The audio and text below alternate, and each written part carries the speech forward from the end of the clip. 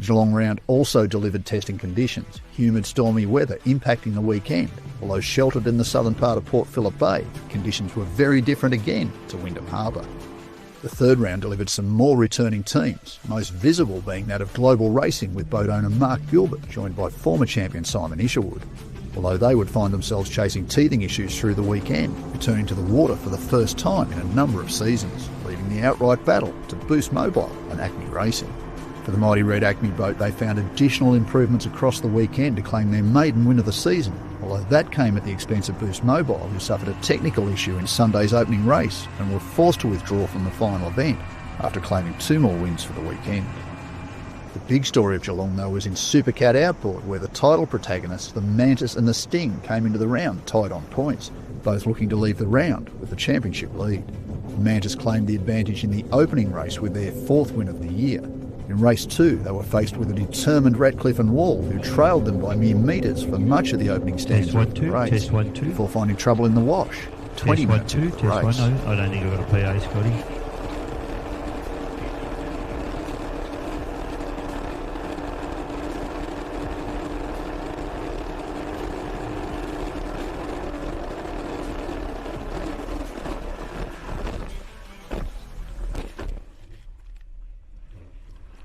Fortunately, both extracted themselves from the boat. Ratcliffe later transported to hospital for precautionary reasons, but for the fan favourite Queensland team, the damage to the boat, although relatively minor, was enough to sideline them for the remainder of the season. In Supersports 85, the battle between the Colonel and Special Edition saw the two teams separated by very little early on, although a technical issue stopped the mighty Kelly skater early in the opening race with an electrical fault. The team repairing the issue out on the water, but not before being lapped multiple times by their rivals. Sadly, Saturday's second race was marred not long after the start after an accident for Andrew Hurd's Bernico Super V85 entry. Sunday's final delivering Special Edition more valuable points, although the Coup de Craft team was still behind in the outright battle. Whilst for Harry Backer and Shane Payton in Supersport 65, the mighty Nutcase Razorcraft claimed 3 more outright wins to stamp their mark on the 2025 championship.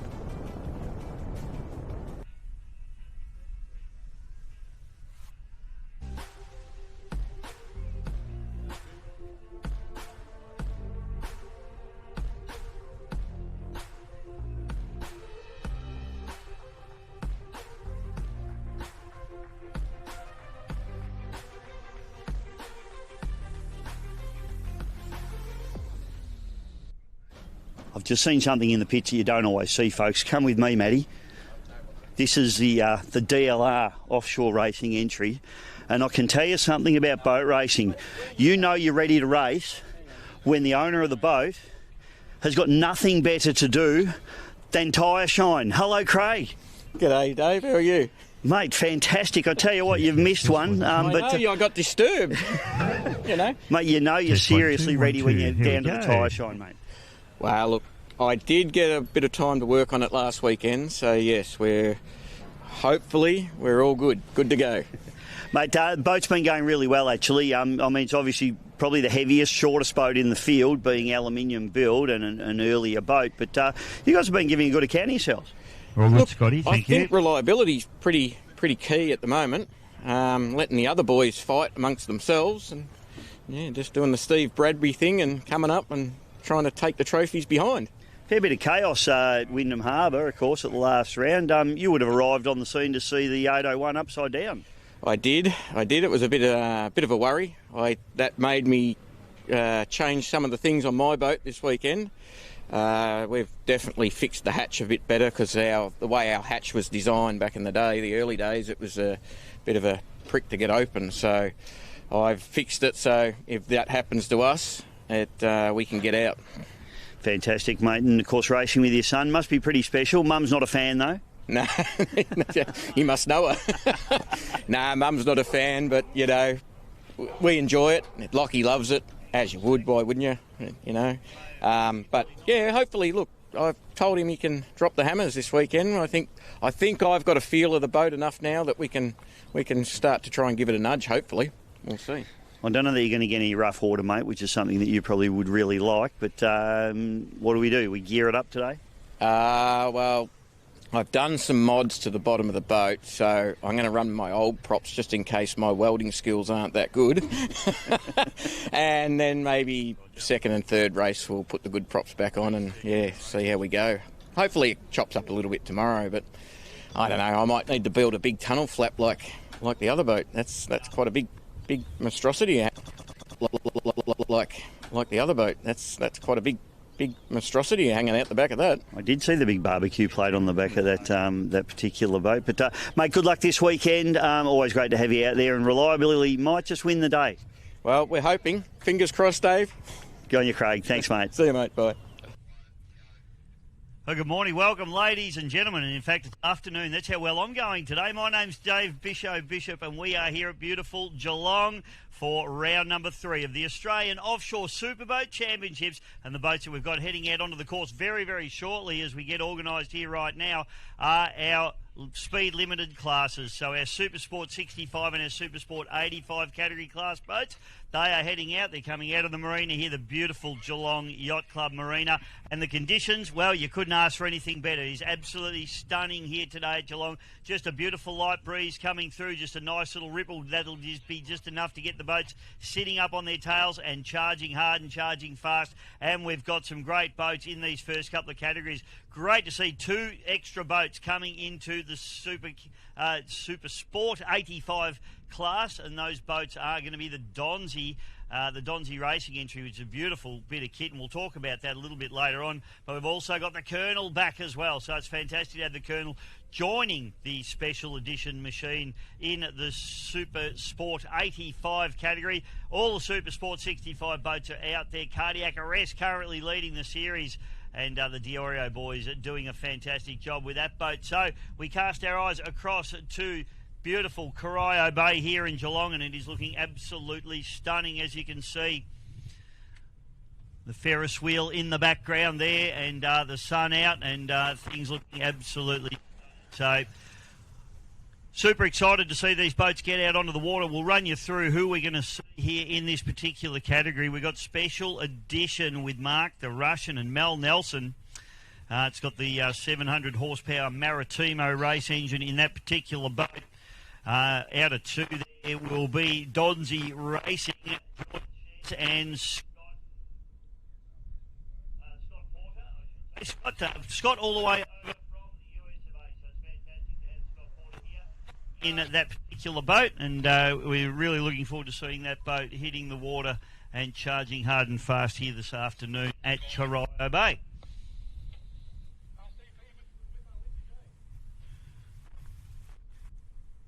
The other boat that we have out there, and it's great to see Jordan and Jason and Kelly. Now we've got another uncle.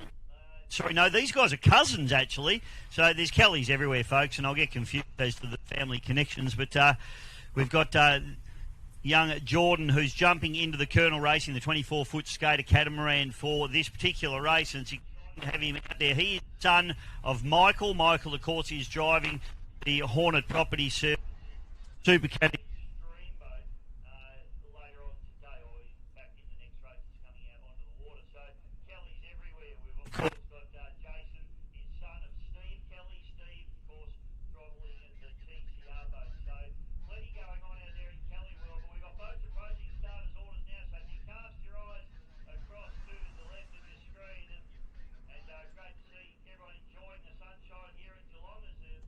Walking the bank here as well, but we've got boats coming through, and this will be our starting lap. So let's run through the boats as we pick them up and come through. As I said before, conditions look absolutely stunning. We focus in there. Mark the Russian and Mel Nelson, his partner, on the inside there.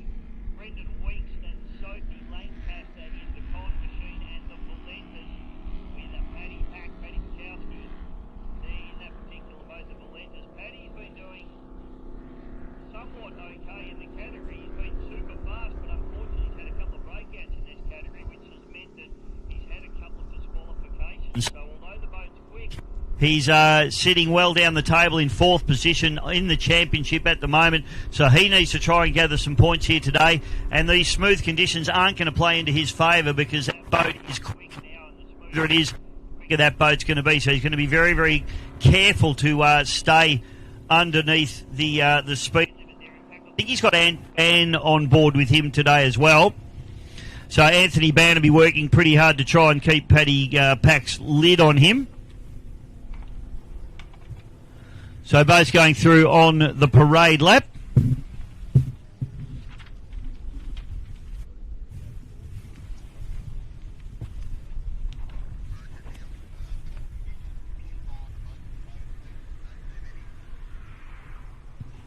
Welcome to everybody that's tuning in around Australia and around the world on GP Hydro live streaming, Australian Offshore Powerboat Club, and of course through YouTube on our live stream. Hope you enjoy the racing here this weekend. This is round number 3 of the Australian Offshore Superboat Championship, and things are starting to heat up in all categories. I'll run you through where we're sitting at the moment in terms of the championship, particularly in this category.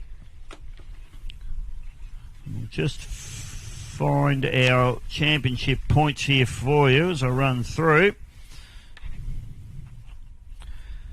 So in the Super Sports 85 category, Special Edition certainly standout leader at the moment, as we've only had the Colonel running in this category against them, and the Colonel have only done the one race. So currently Special Edition almost in an unassailable position in the Super Sports 85 category, the Shark Cat Trophy, with 200 points back to the Colonel with only 70 points in the bag. And then, of course, newcomer, the Donzi Racing entry, which is great to have those boys here.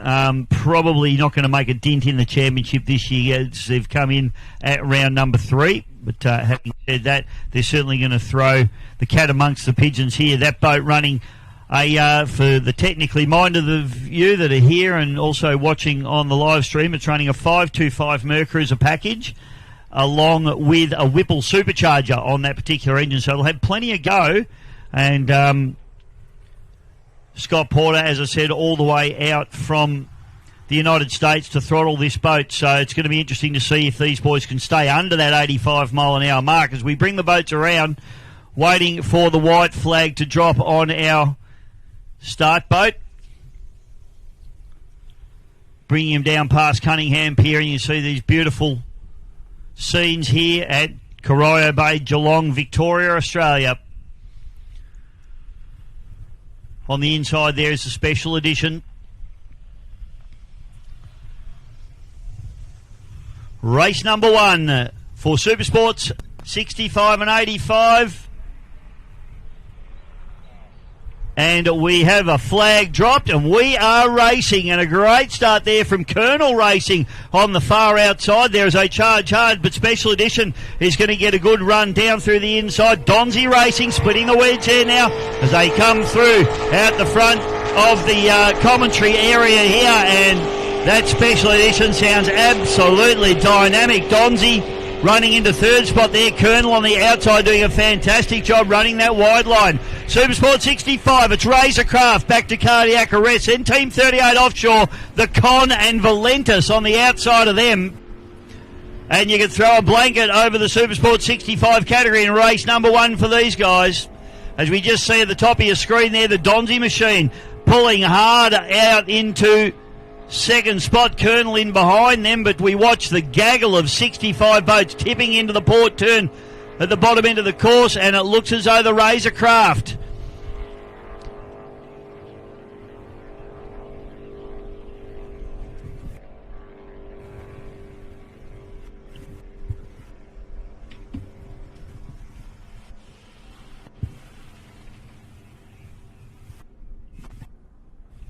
so up through dog leg, we watch our Super Sport 85 boats, and Special Edition has just walked away with this at the moment. However, I'll be interested to keep an eye on their times. Obviously needs to be very, very careful not to break out of this one is Mark the Russian Peshazooi.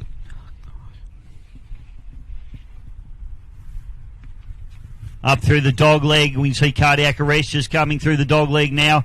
Gee, you could throw a blanket over him. The con there on the inside. Team 38 have got a good break there on the con.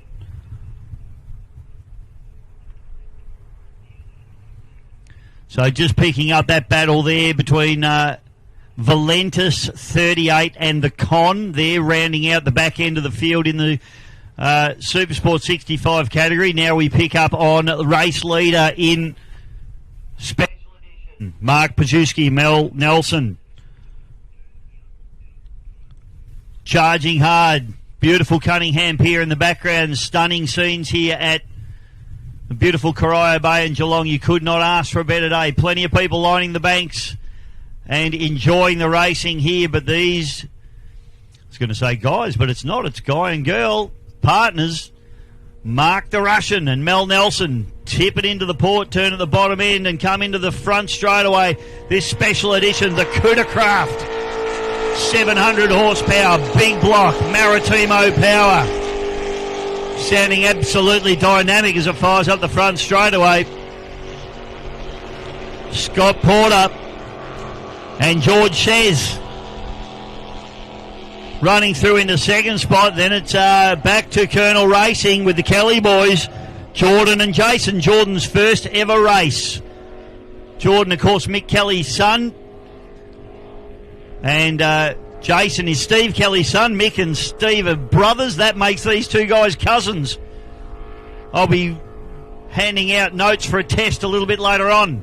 Colonel, the beautiful 24-foot skater catamaran, up through the top turn. Twin 2.5 litre Mercury Optimaxes. Now Razorcraft, the nutcase, leading Supersport 65.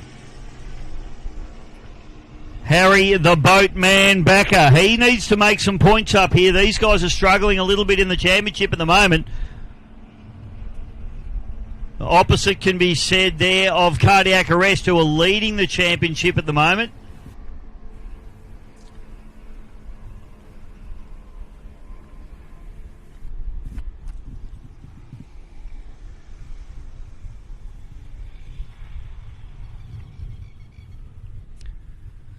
So tipping up into the top end of the turn now, and it's a great battle going on in this Supersport 65 category. So I'll give you a little bit of a rundown just as we watch them go up through the top turn. It is the nutcase, the Razorcraft, back to Cardiac Arrest.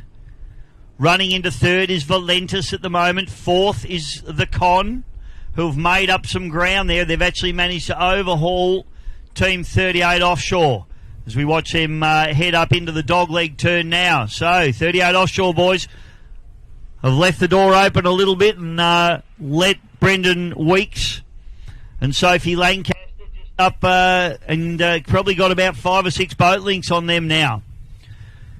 Looking back now towards Cunningham Pier again, and it is still Mark the Russian and Mel Nelson in the special edition.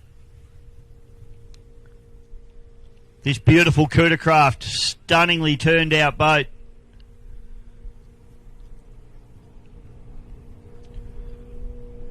Scott Porter and George Shez doing a beautiful job as they tip into the port turn, but it is race leader, special edition, sounding absolutely dynamic. There we go, there's the Donzi machine, that supercharged 525 horsepower Mercury racing engine, sounding absolutely beautiful as they charge through. The two inboards holding out this boat at the moment, the outboard boat, the Colonel, the Kelly boys. First ever race there for Jordan Kelly, and he's doing a fantastic job in that boat. Still be feeling his way around, finding his feet. Jason Kelly's going to be the busiest guy on Corio Bay this weekend as he jumps out of this boat after this race and steps into the Hornet Racing entry. Down the back straight away, race leader now for Supersport 65 category.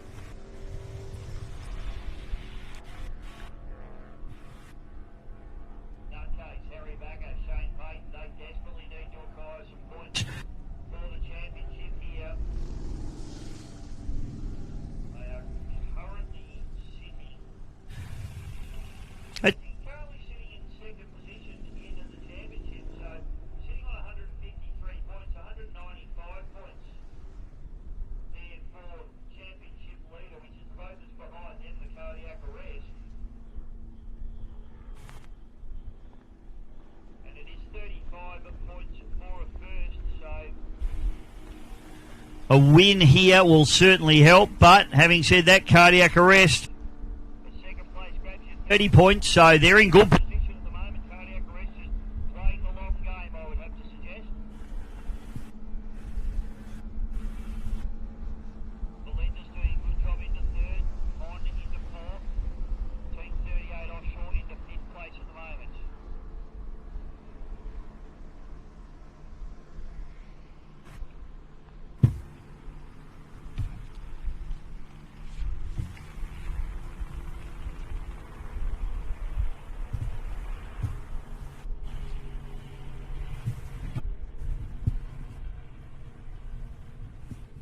Up through the top turn, we're focusing in there on the con. Brendan Weeks, Sophie Lancaster, and now we go with Mark the Russian. The special edition comes through, ticks off another lap.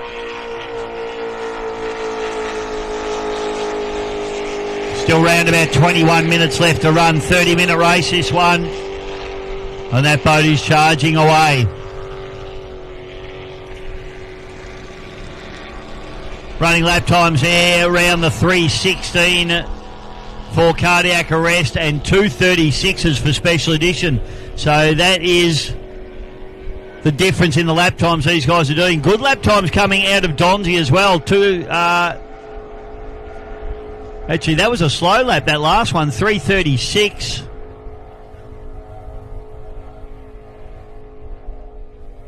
And the Colonel goes through. So that boat just porpoising a little bit there. I'm not sure whether they're a little bit overpropped in that particular craft at the moment, the 24-foot Supercat. That's running the 2.5 litre Optimax Mercuries. It's been a very, very good boat within the Australian Championship over many, many years. It's run many different classes as the classes have changed and evolved, but that particular boat, we've got a problem up the top end of the course. We'll just try and get our cameramen to focus in on. Looks like we've had a missed turn boy from Donzi there. If we can try and pick them up down the bottom end of the course. So bottom end of the course here. You can't see it on your screen at the moment, but it looks as though the Donzi boys have missed a turn boy. And that has opened it up for the Colonel to move up into second place. There's the Donzi boys now, and they'll be absolutely kicking themselves.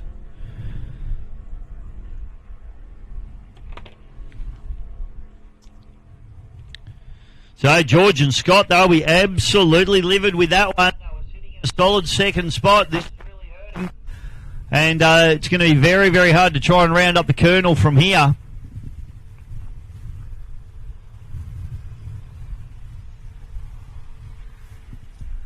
So Donzi just heading up through the dog leg now. They'll be very, very annoyed. Picking up race leader now in Supersport 65. It's a nutcase. They're doing it very nicely here at the moment. Shane Payton and Harry the Boatman Backer. That beautiful Razorcraft really enjoying these smooth conditions. But I'll tell you what, championship leader, they're doing everything right at the moment. The cardiac arrest. Tina Boddick and Charlie Diorio.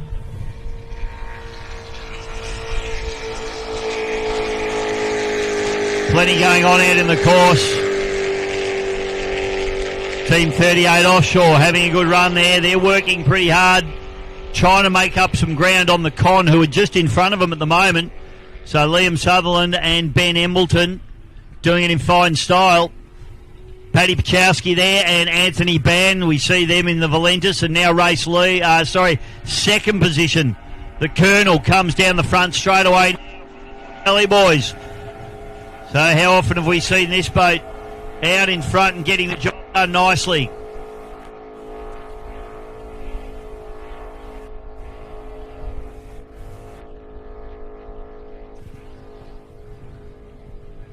Paddy Pachowski up through the back end of the course. Now the Donzi boys coming down into the front straight away. So George and Scott. George says Scott Porter there. Beautifully turned out boat, this Donzi hull. The hull itself out of the United States, as is Scott. And great to see these boys out here in the championship and having a dip, and we'll be certainly looking forward to them heading across to Adelaide for the final round as well.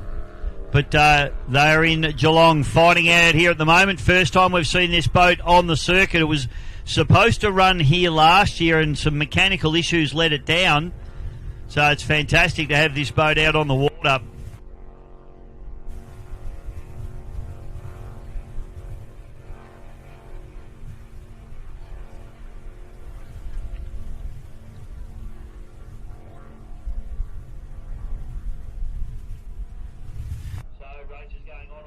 Course here at the moment.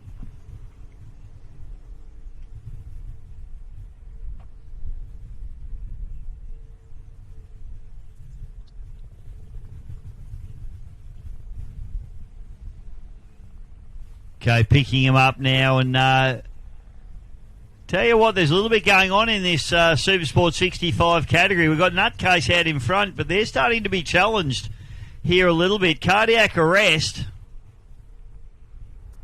doing a fantastic job. Tiana Boddick and Charlie Diorio starting to apply the thumb screws a little bit here as Special Edition goes round the outside. Of course, they're running in the Supersport 85 category, the big inboard 700 horsepower Maritimo engine, sounding absolutely beautiful as it charges down the front straightaway. Been plagued with a lot of mechanical issues, this particular boat, after the last few seasons, but it's certainly on its game now. Championship leaders are running second at the moment, the Cardiac Arrest, Tiana Boddick and Charlie Diorio, and Paddy Pachowski there. It looks like Paddy's running by himself out there. No Anthony Baird in the boat with him. So I'm not sure what the story is there. I thought Anthony was supposed to be running with him. We'll have to try and... Oh, I'm just sorry. I've just caught out the corner of my eye. I didn't pick that up on the screen. But Team 38 Offshore getting quite loose coming down the front straight away. So Betty Emble, and he's had his elbows up.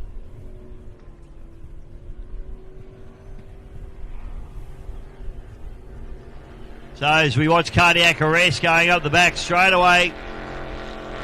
Up into the dog leg now. Donzi racing down the front straight away, and the Con and Team 38 there.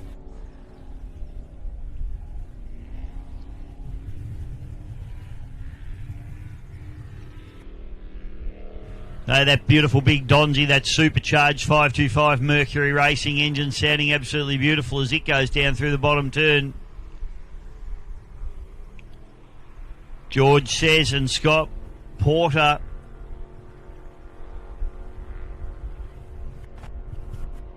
looks fantastic. It's beautifully turned out. If you get a chance to have a look at it in the pits, absolutely immaculate, this thing. Very nice coat of paint on it too, looking fantastic.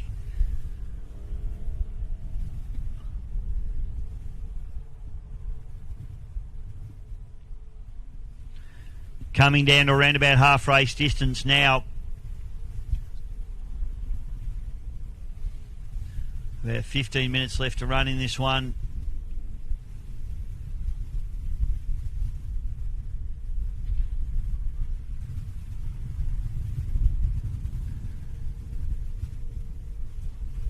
So we'll pick them up a little bit of race update now in Super Sport 85 category. Special Edition is your race lead up as we watch them come down the front.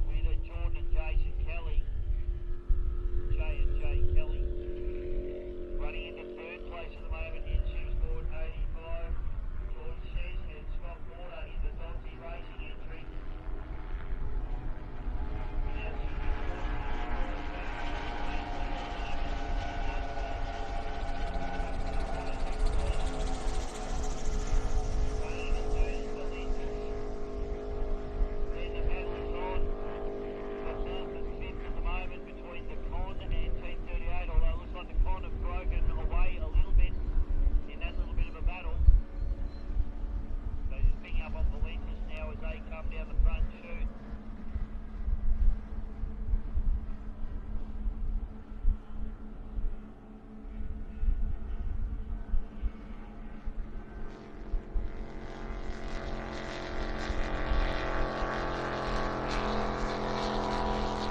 Through the top turn, we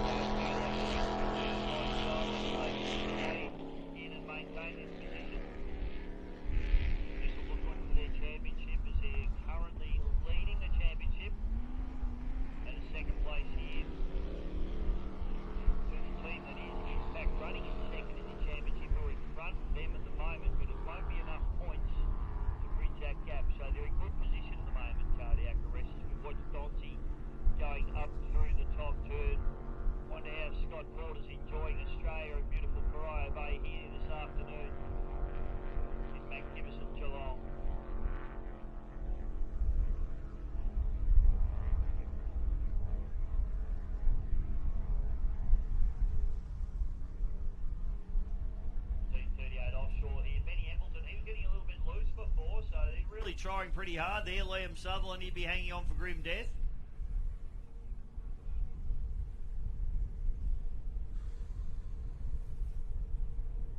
And in fact, we've got picking up going into the dog leg there. If our cameras can pick that up, looks like we've got a bit of a battle on our hands between Team 38 Offshore and the Cod. There we go.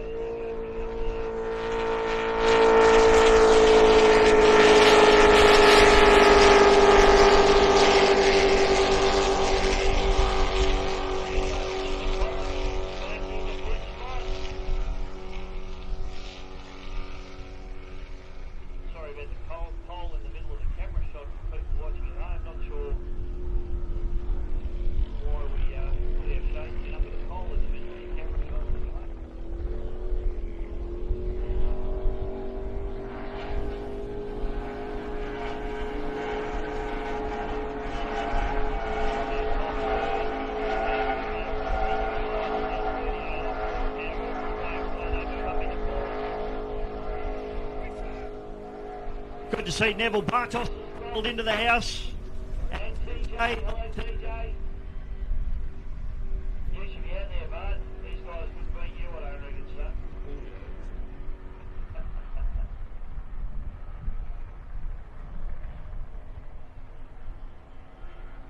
So back straight away now, and it is the battle continuing here. So we've got around the outside is Dodgy Racing. They are running in the Super Sport 85 category. Scott Porter. On the inside of them is our race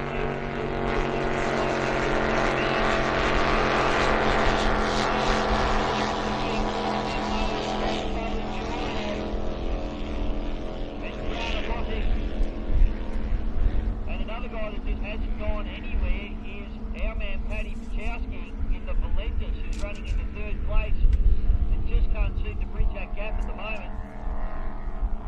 Around about 10 minutes left to run in this race.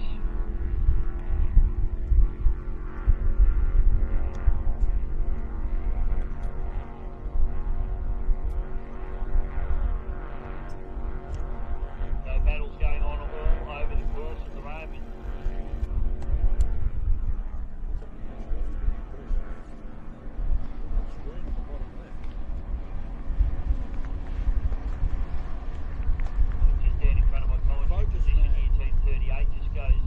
Screaming past. So those boys will be pretty excited. They've put a good gap on the con there as we watch the other 65 boats going up into the dog leg there. It is a Razorcraft, Nutcase, back to cardiac arrest, the Crookercraft. And then the Valentis. So three different road manufacturers.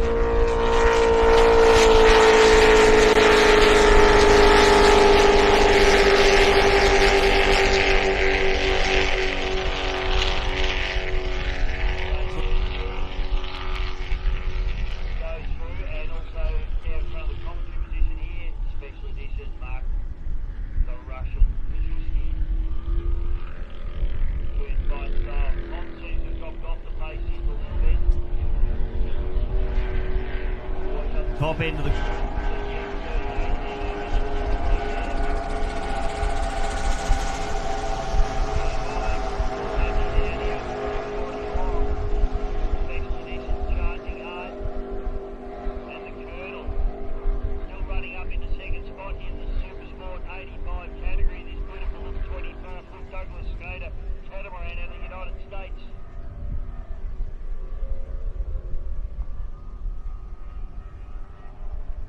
Now we focus in on Donzi coming down the front straight. This boat sitting absolutely beautifully. This boat running the IMCO stern drive system on this particular boat. It's got a specially modified Scott Corner type bottom on that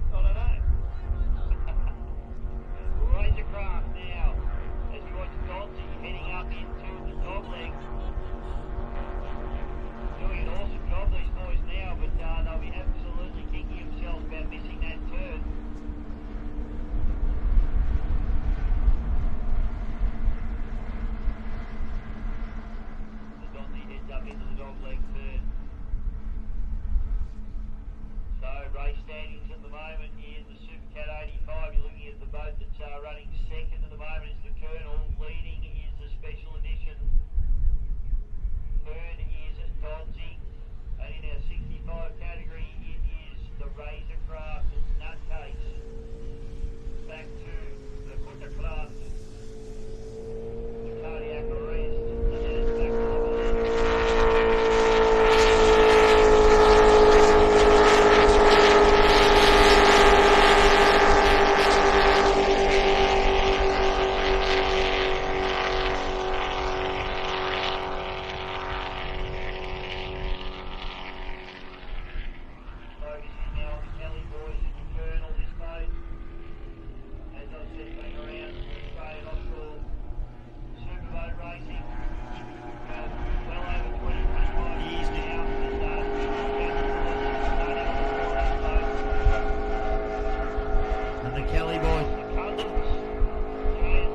Jason and Jordan.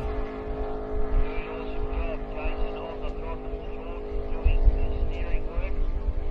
For those of you watching offshore powerboat racing, maybe for the first time, these boats are small boats are driven as you would expect, like this particular boat here, the Cobb that was quite to come down the front too. With a full throttle and steering wheel, much the same as your car, but the big boats are all hand throttled, so they use a hand throttle, one for the drivers.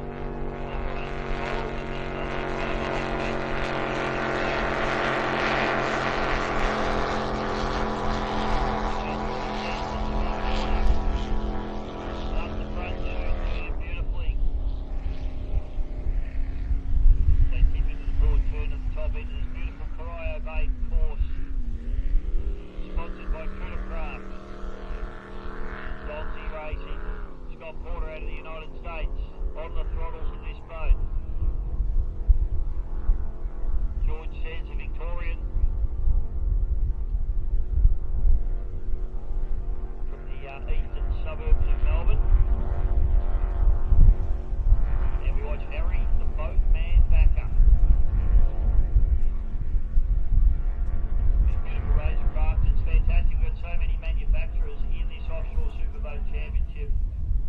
Razorcraft, of course, we've also got Cookercraft.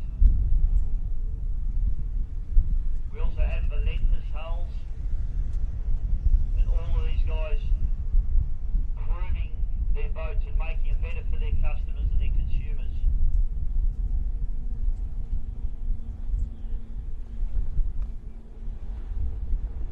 So front shoot, Cookercraft, Harry sticks his fist in the air. He's pretty happy with how things are going at the moment, but I tell you what, he's got a hungry pack behind him. Charlie Diorio with a bit between his teeth. And probably Offshore getting pushed along by Tiana Motti. 1.5 power on that Cookercraft. Then down. He's marked the Russian melt.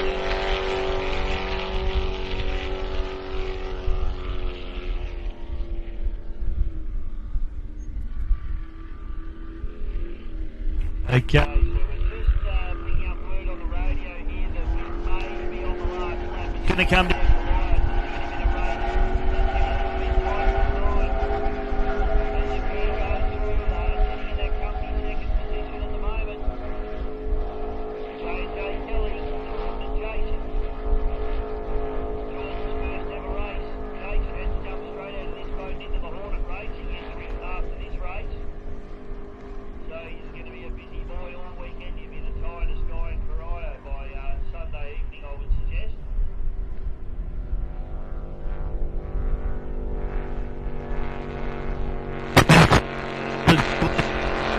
Kelly, the Colonel. Those beautiful Mercury optics resplendent as they tip up into the starboard turn through the dogleg on this beautiful Corio Bay course.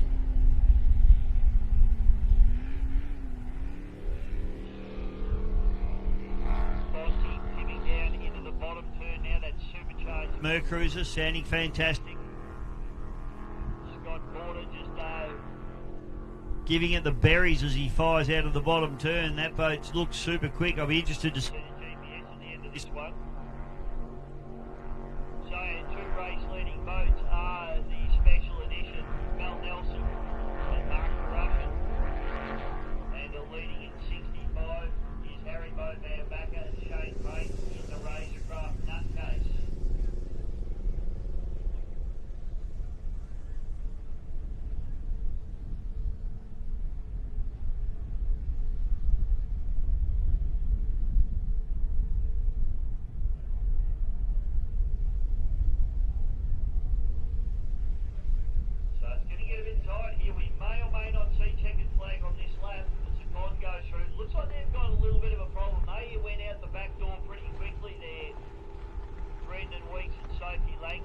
They were holding off Team 38 Offshore quite comfortably, and all of a sudden they went out the back door pretty rapidly.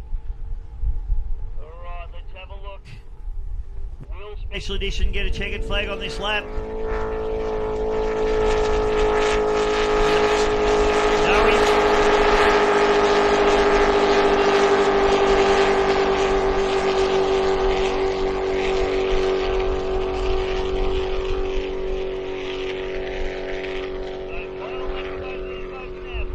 Goes through, so too does the Nutcase. Harry the Boatman Backer, Shane Payton, both these boats leading. They will get the checkered flag on this lap.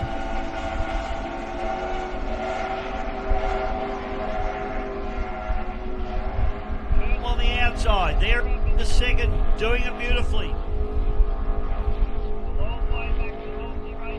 As I cast my eye across from the cockpit.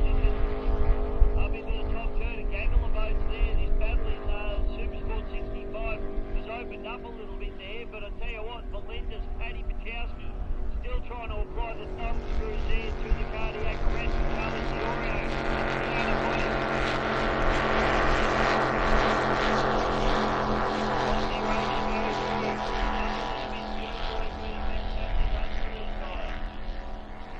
Scott Porter, who was kicking himself with that one all the way over to the United States to defeat the Geelong.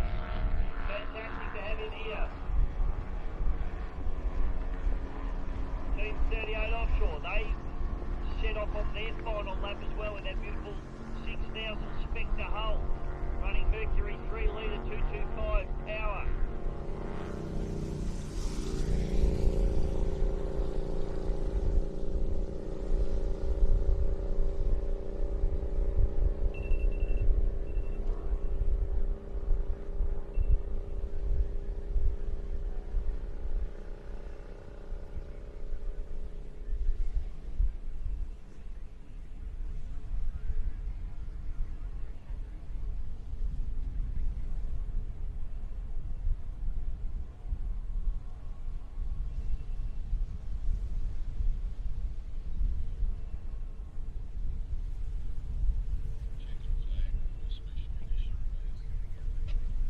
Okay, here we go. Race lead up.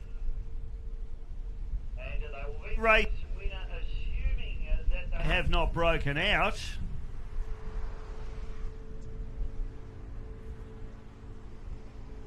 going to be Mark, the Russian Peshazooi, and Melanie Nelson.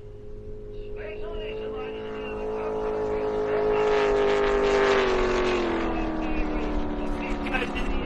Mark's happy with that one. And it's the animal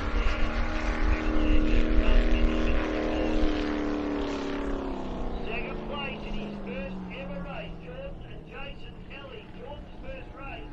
The Colonel, second place for those guys. Here's the photo. Okay, now we've got Sydney, fifth place.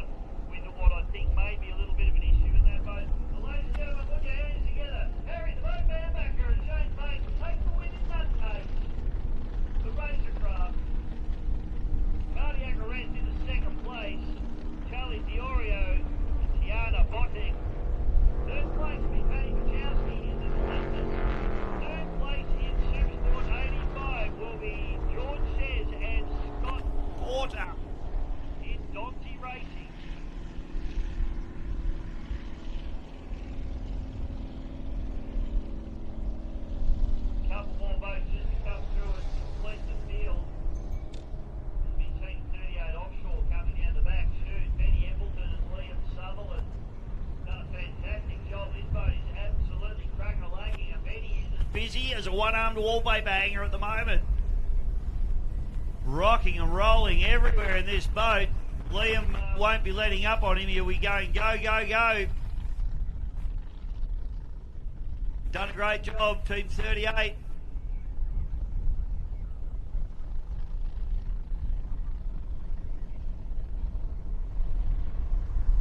So they tip in, just skim the boy there, and in fourth place, ladies and gentlemen, Team 38 Offshore, Ben Embleton and Liam Sutherland.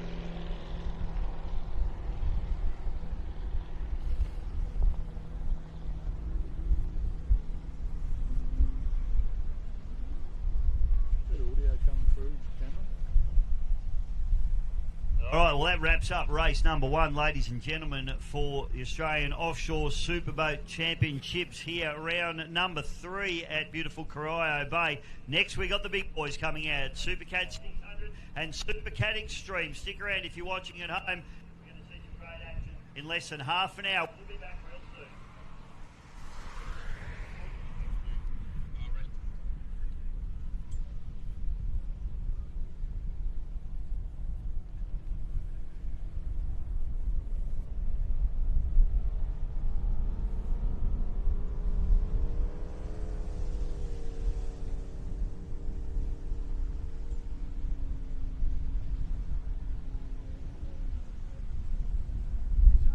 My old mate Stevie Kelly. Mate, this thing has been like a shot dog the last round. Yeah, hey Bisho. Yeah, it's been good. We had a couple of issues on the last race. We had a coil that decided didn't want to play ball.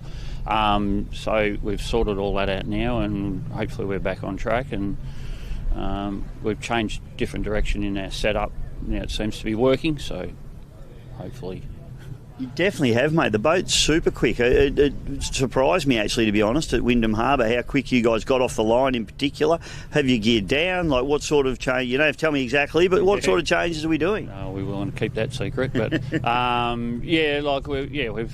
we've changed the boat around a little bit. The balance of the boat was not very nice, so we've changed that now. It seems to want to accelerate a lot better. So I think in a straight line we're probably not as fast as the guys with the V8s, but we seem to be able to accelerate faster than out of the corners, so it's an advantage to us, I suppose. I reckon it's a big advantage, mate. You've come out of the start, on a couple of races last week, or last round I should say, and you're very, very hard to get round. Like, yes, you say those boys had a little bit more pace and you, but you're struggling to get round you when you get that hole shot. Yeah, I think once we get into clean water, it's not too bad. We can sort of hold them off, but as soon as you get into that dirty water, then it's game over. So anyway, we'll keep trying. Now, I know you love a bit of rough water, mate. Although you're getting old like me, you probably don't like getting beaten up as much as you used to. But, the poor old body doesn't like it, but I think I probably prefer it a little bit rougher. It brings us back into an even playing field with the rest of the boys. So, but yeah, the body doesn't like it. Well, mate, currently sitting second in the championship, which is a really good effort. And you probably have to do something wrong not to try and at least hang on to that position. Yeah, all we've got to do is try and keep these Optimaxes going. That's the biggest problem. But anyway, if we keep going the way we're going, we're in a good position, so it's good. Nice to see you and Scotty having a good run, mate. Good luck this weekend in Geelong. Thanks, Bisho. Cheers, mate.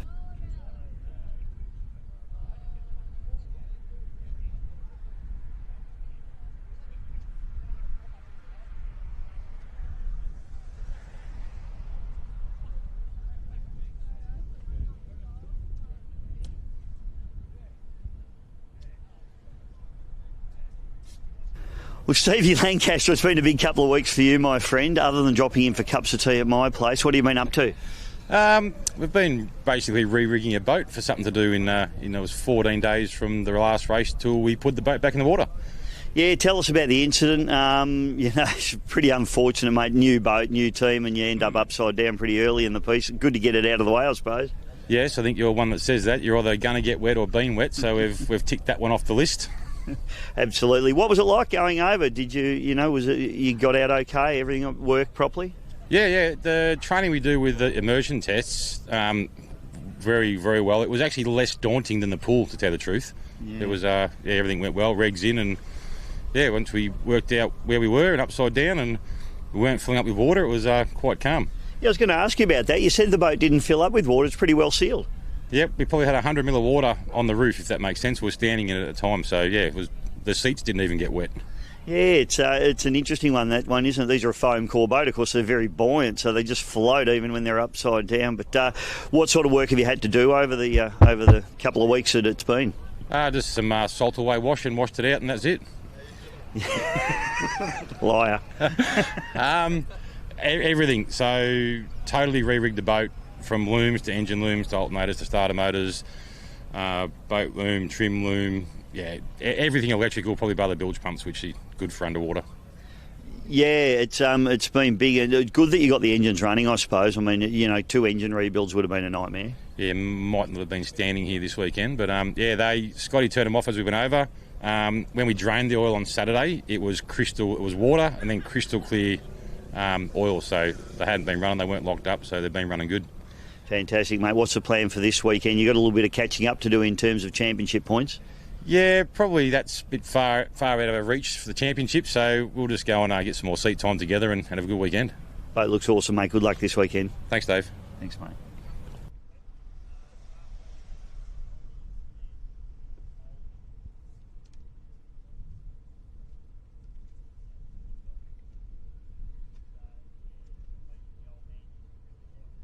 Club Marine's been built around being there for the moments that matter.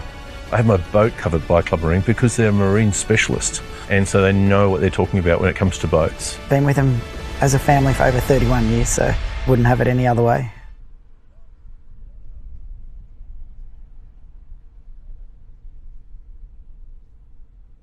These teams are unbelievable, ladies and gentlemen. I mean, talk about V8 supercar style pit setups. This is Team Hornet Racing. Angelique is here, the new coffee machine, folks. Angelique, I'll have a white cappuccino with one, thanks, Dale.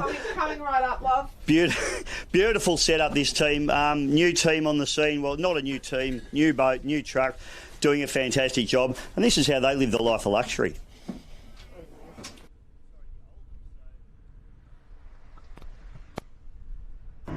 Let's take a look at the Geelong venue with onboard data from the Acme Racing Maritimo of Andrew Searle and Tom Barry Cotter.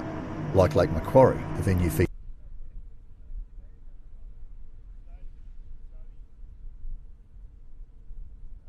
a right-hand turn which throws an element of difference into a course that is often a constant stream of left-handers.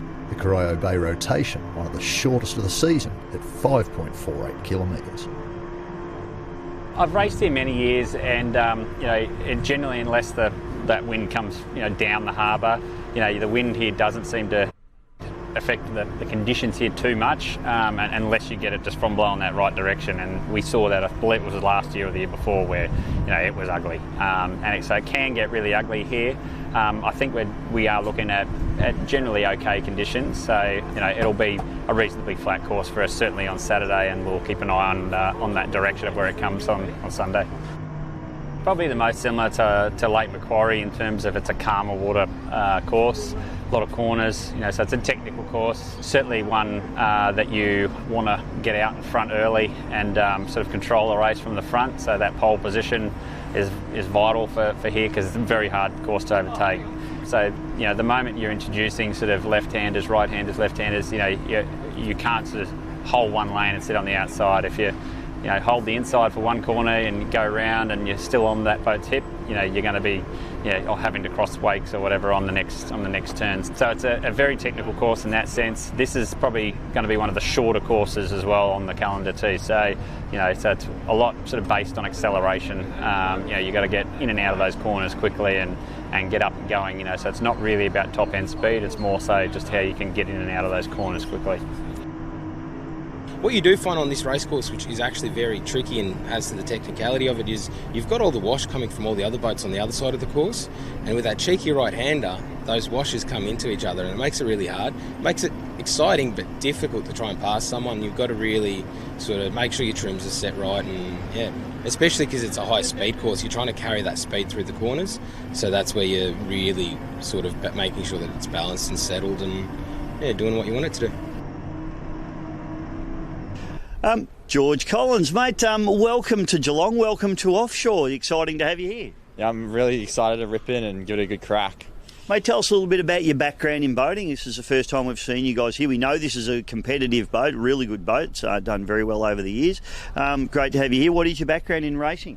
I haven't done too much racing, to be honest. I've just grown up on the Broadwater, so I've been through the Tinnies, the Thundercats, ski boats, and then naturally progressed to buying this, and then we rebuilt it all, and now we're here ready to rip in and see what we've got.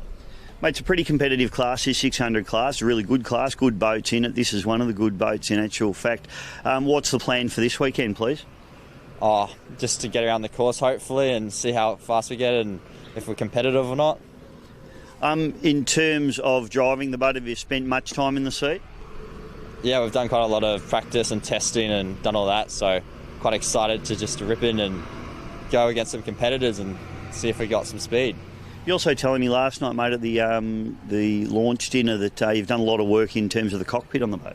Yeah, we pretty much read all the UIM regulations and built it back up to spec with all new windows, roll cage, compression bar, so it's pretty much as safe as we can get to the new regulations, and so if we end up on our arse, I'm getting out and not having to go for a swim, hopefully. Well, Tom Barry Cotter has been known to step on people's heads getting out of boats before. We've seen it happen. Yeah, well, he's told me that I'm going first this time, so I'm pleased with that. Hey, great to have Tom on board, mate. That was a little bit of a coup for you. I mean, one of the most experienced offshore racers in this country and on the planet, so it must be exciting to have him on board. Yeah, I'm really pleased that he decided to jump in and show me what he's got, and I'm really just keen to learn off him and all his knowledge, and it's been really good so far. Hey, mate, it's great to have you here. Good luck this weekend. Thank you. Thanks, George. Cheers. It's probably one of Mick's goals, or long-term goals. As much as he loves the Colonel, as soon as he stepped in it after the first season, his eyes were already set on stepping up, and I think his goal all along was to step up. What we've stepped up into probably wasn't what he was aiming for, but I believe that he's much happier with his decision as opposed to going to the likes of the 600 class. And I reckon I'm pretty happy with his decision too. Adding to the motivation to take that next step was the fact that the team had secured a US-built skater hull, carrying on a great family tradition started by the mighty Colonel. Being a skater, I was very happy with that. Love the skater, got the 24 skater with the Colonel and love that boat. Nerves are settled just knowing that it's a skater for one, so it's a choice well made. Originally built in 2009, started as a 32B, stretched 2 feet to 34 foot long, which is all skaters' designs are all custom, so it's one of a kind, I guess you could say. I don't believe there's another one like it out there. Aside from the boat manufacturer, there were other reasons behind the Kellys' decision to get the boat across from New Zealand. One of the reasons why we went to, so keen on buying this boat is because of the engine package. Mercury 6 drive, the 525 engines. A lot of research went into it and they seem a very reliable inboard package. Which is something a little bit different to the bigger boats that not run the surface drives like those. Basically a big block, so very reliable engine package. Unlike many of their rivals, the new look Hornet team had a chance to put the boat on the water after its arrival in Melbourne. And despite the initial trepidation of being strapped into a cockpit in a much faster boat, their decision to step into the outright category was almost immediately ratified.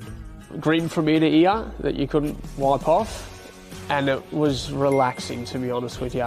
It was nervous thinking about it and getting in it and all the rest of it, but after our first run, it was almost like a weight off your shoulders. The boat just performs exceptional.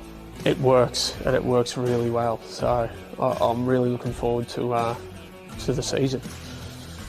Bit nervous when we first jumped into it, but after 10 minutes of being into it, it was really comfortable, had no concerns whatsoever. First run out was just very easy, low RPM, 5-10 minutes, pull up, pull the hatches, make sure that everything's Mickey Mouse under there. And I remember just cruising along, very low RPM, looking across at Mick, just having a yarn, and he looked over and we were just sitting on 95 mile an hour. Like it was nothing. That was low RPM, so we sort of had a smile from ear to ear. It feels like a skater does. It'll turn absolutely. It's just getting our head around getting it turned safely, getting the power back on and getting to that magic number. But very, very comfortable. Boat didn't do anything out of the ordinary or make us feel at all uncomfortable.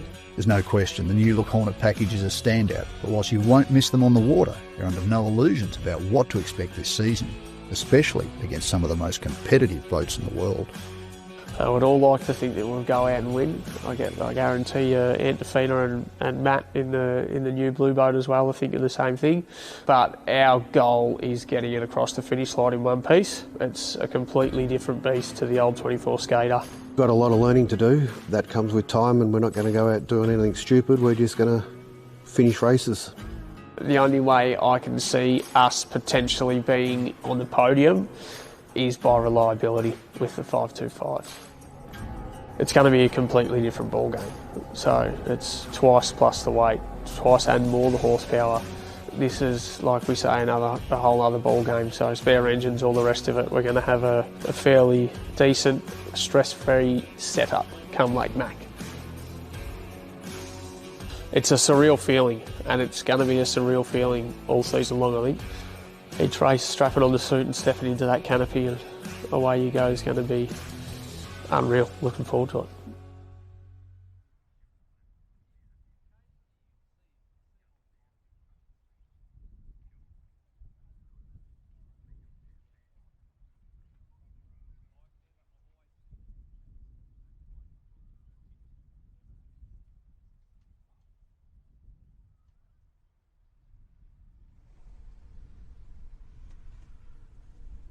All right, welcome back, ladies and gentlemen, and we've got lots of little yachts out there at the moment, so we're just getting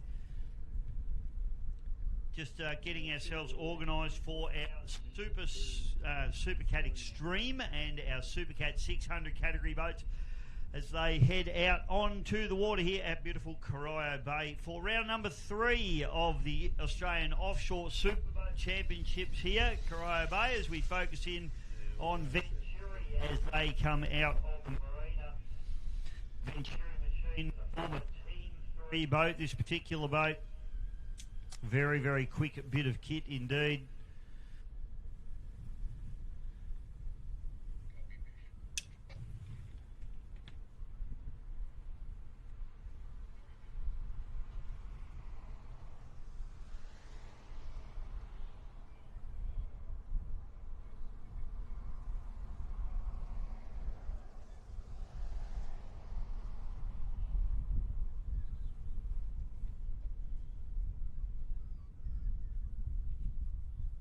Well, that was Russell Embleton just on the radio to me now, just letting us know that all results of the previous race will stand. Nobody broke out, with the exception of Donzi Racing. Unfortunately, a 1 mile an hour over breakout. So 86 mile an hour for those guys, which is disappointing for them after also missing a turn buoy as well. That's gone a little bit south in their first race, so unfortunately it will be a DNF there for Donzi Racing in that particular one. Everybody else, the results will stand, so it will be a win for Special Edition and it will be a win for Nutcase.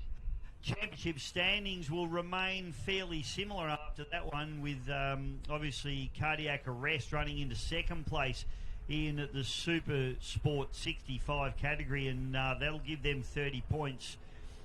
6 points up for for Nutcase, so that'll still have Nutcase sitting in second place.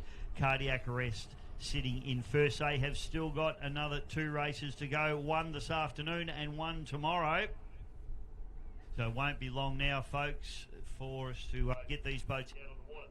We'll run through the competitors and the teams that we have on the water. Mobile X, Darren Nicholson and Stevie J. They broke a rocker in one of the engines at Wyndham Harbour, and that really put paid to their championship aspirations and has shuffled them down the order. So they've got some work here to do at Geelong. Mojo out there, Stewie Eustace and Todd Kelly.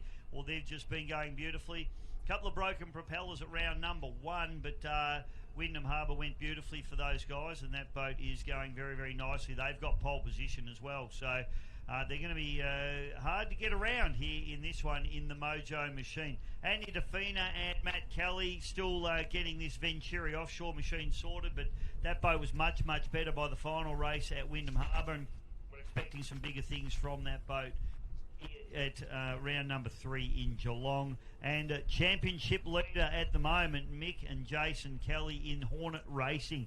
That boat has been absolutely spectacular. They've been reliable and they've been super quick. So they're just going to need to try and consolidate here today. One race here today and 2 races tomorrow. So the Hornet Racing, probably the boat to watch at the moment, but plenty going on in the Supercat Extreme category in Supercat Outboard. Well, we saw plenty of action at Wyndham Harbour at round number 2 only a few weeks ago. And we saw that coming together with the Kess Racing, the 801, and of course the Sting, where Kess Racing ended up going upside down, and they've had a lot of work. Stevie Lancaster, as Scott Kelly, been working overtime on that boat to get it back. They've had to redo the electrics. Fortunately, the engines were okay. They've had to do some fiberglass repairs as well to that boat. So the 801 Kess Racing certainly have had a big couple of weeks on their hands. That boat's super quick, and it's going to be interesting to see how those guys pan out. TCR Offshore, that boat has been sensational. As those boys have really stepped up the pace. They've messed around with the balance on that boat. They've never really been 100% happy with the balance on that particular boat. And Scotty Richardson, Steve Kelly are very happy with the way that boat's accelerating now. And that was demonstrated at round number 2 when they absolutely blew everybody's doors off out of the start line in the TCR.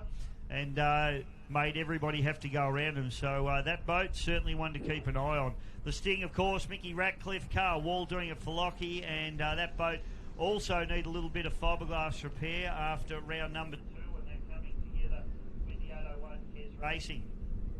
DLR Offshore, Craig and Lachlan Dove, father-son combination there. The boat, as we know, it's one of the smallest boats in the field. It's also one of the heaviest boats in the field, and it's got old engines. So those boys are just really happy to be out there circulating around as we watch the boats come down the front straightaway here. Now we've got another new team. We'll talk about them in a little moment, but we'll just watch the boats as they come through. Stewie Eustace, Mojo Racing, Mobile, it is Stevie Kelly, Darren Nicholson, Nick and Jason Kelly in Hornet Racing, and Matthew Kelly and Anthony Defina in Venturi Racing number 5. Let's have a look now at our Supercat 600 boats. 801 Kess Racing there, Steve Lancaster. After working very, very hard on that boat, he's got Scott Kelly beside him, the Sting, Carl Wall and Mickey Ratcliffe. The TCR Racing entry, Steve Kelly and Scotty Richardson. Craig and Lachlan Dove in the DLR. And on the outside, the boat that I wanted to speak about is George Collins and Tom Barry Cotter in the Superstition machine. Superstition number 13. I asked them if they were superstitious. They say no. Great to see Tom Barry Cotter back on the circuit. Tom, of course, the driver of the Acme Racing entry. Acme Racing still waiting on parts for that boat. So unfortunately not here this weekend. We're hoping to see them at the final round in Adelaide. Great to see Tom Barry Cotter, young George, ripper young fella. He's got the big mop of red hair going on, and he's from the Gold Coast. This is the former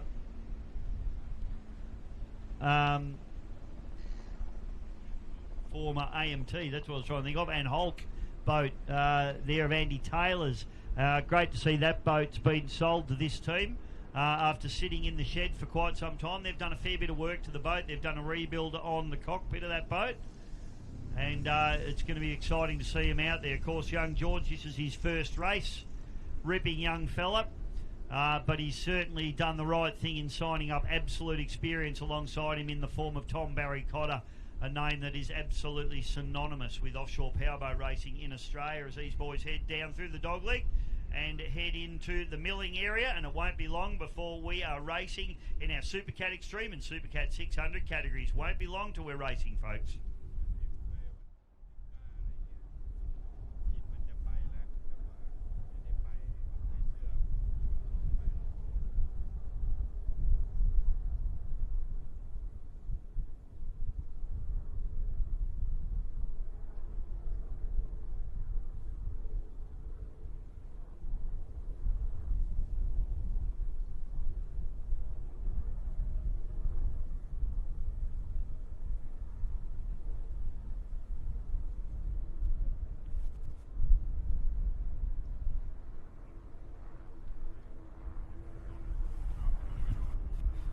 All right, welcome back, folks, and here we go. We got boats jostling for position. I've always wanted to say that as a race caller. I don't even know what jostling means. With it, here we go. White flag drops, the you-know-what stops. We are racing on Corio Bay, and the big bangers open up the throttles. Over 5,000 horsepower charges its way down into turn number 1, and the Mojo on pole. The big slide there. Mobile X on the outside of them. Venturi right around the outside of Hornet, making a good start, and it is on in Supercat Extreme here at Corio Bay for round number 3 of the Offshore Superboat Championships. We are away. Mojo does a fantastic job up into turn number 2, and I tell you what, Stewie Eustace and Todd Kelly, they are not giving an inch here at the moment, and they exit that turn with around about 3 boat lengths back to the Mobile X machine, Darren Nicholson. I can't even see Hornet. They're in the spray there somewhere. And we head up into the dog leg. Our Supercat outboard boat's still yet to start. They're a long way back. I don't know why. But let's watch as we go up into the dog leg now. Here's our Supercat 600 category all lined up. Up through the dog leg we go. And it is absolutely on. Let's keep an eye on this for the moment. Mojo with the lead. Mobile X, then it's Hornet, and then Venturi Racing. Right, let's pick up our Supercat 600 category boats now as the flag drops for them, the outboard boats. Charging hard. Have a look down the outside. Oh, a big hook there for the AMT. Well, what are we calling it now? The Superstition boat. That was a wild ride, and I tell you what, these boys want to be a little bit careful. New boat. It's a fast boat, and I tell you what, they nearly ended up troweling into the side of the rest of the field there. Wow, heart in mouth stuff. Tom Barry Cotter, I tell you what. And we're watching them come across the rest of the field there, and this is unbelievable at the moment. The Superstition boat. Georgie Collins, and Sting went under and then over, went to the outside. So George Collins, Tom Barry Cotter lead this, the rookie. Georgie Collins, I tell you what, it was nearly all over before it began with that one. Let's watch the big boats come down through. Mojo leads Mobile X. Back to Hornet Racing and Venturi.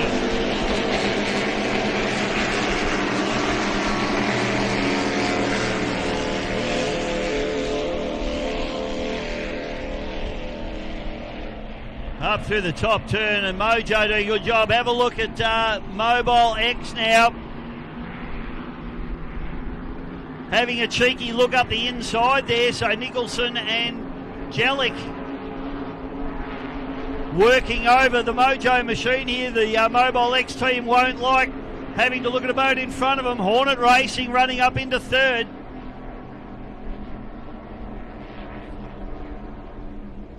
Wowee, unbelievable stuff.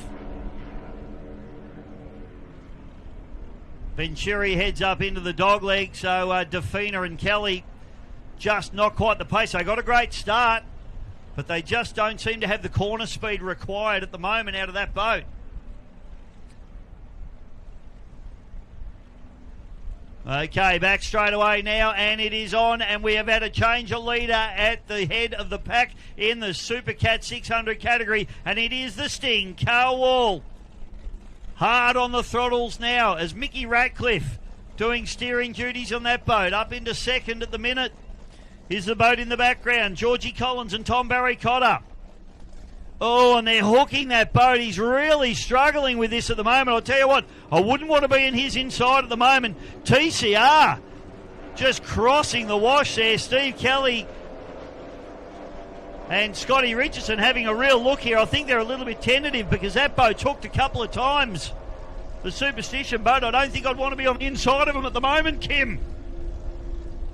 801 Kes Racing after the rebuild, just feeling their way around the course at the moment.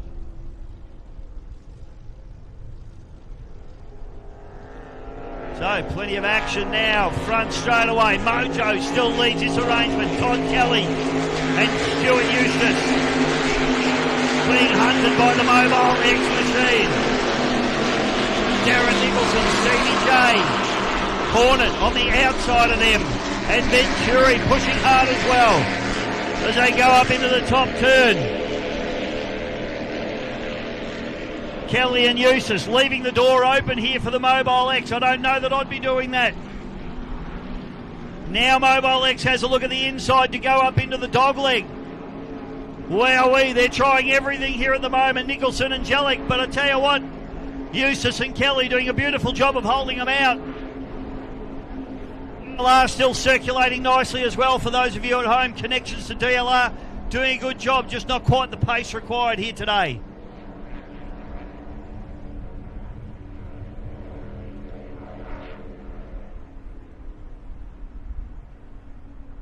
All right, so still race leaders. We see Hornet go through the dogleg, but it's Mojo out in front. Hornet running in third at the moment, doing a fantastic job. They are the current championship leaders, running up into third spot.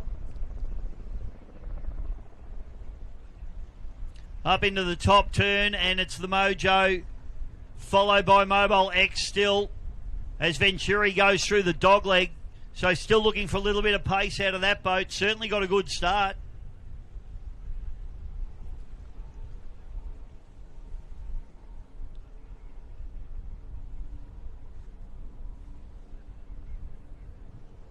All right, so just picking up now, and we'll try and pick up our Supercat outboard category because we have a clear race leader now, and it's the Sting. Mickey Ratcliffe, Carl Wall.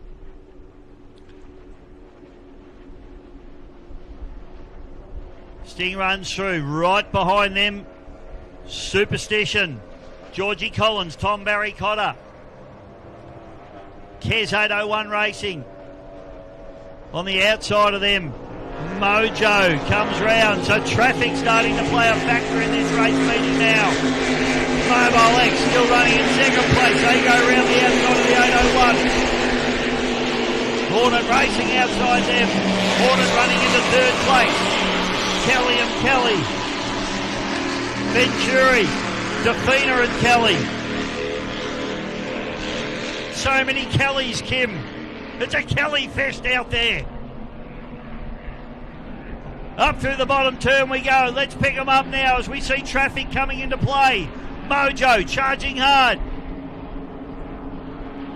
Todd Kelly, no relation. Up into the dogleg now. Stewie Eustace doing a beautiful job steering this boat. They're going to stuff it up the inside of the outboard boat there, okay? I think that's TCR. Thank you, Kim.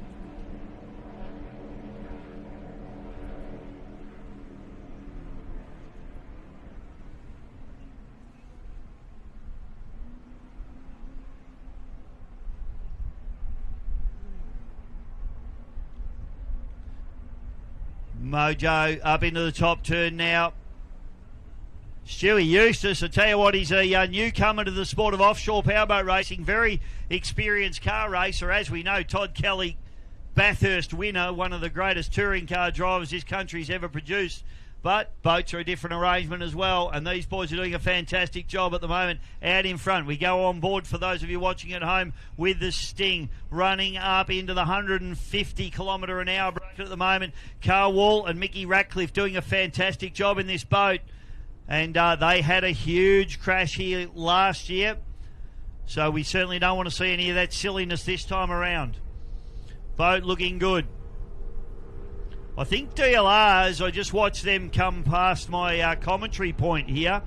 They are off the pace quite badly, so I think they've got a problem with that boat. All right, let's pick it up. Here's where the action is. Boost. Mobile X has moved into the lead over the Mojo. So Mobile X, Darren Nicholson and Stevie J have managed to sneak up the inside of the Mojo. Now they're trying to have a look at the inside run on the Supercat outboard boats as well. I'm not sure that's the wisest move.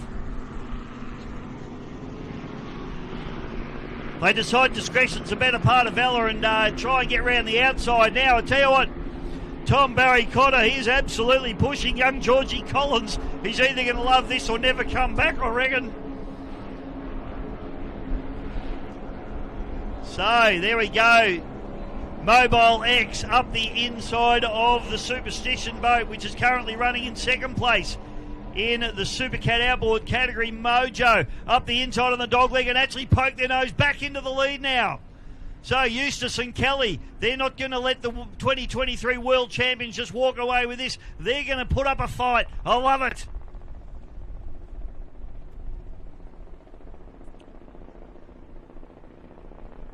Up into the top turn they go.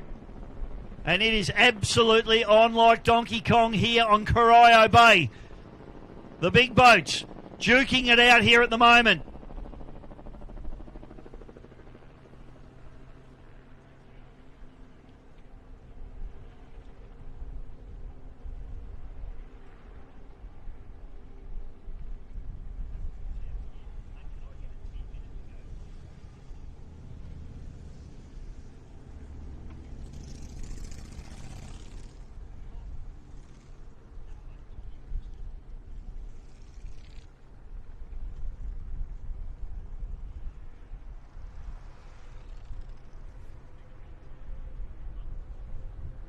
All right, let's have a look at this now as they charge down in. So race leader in our Supercat outboard category, the Sting, he's on the inside. This is going to get pretty wild now as Mobile X and Mojo run around the outside of the Sting.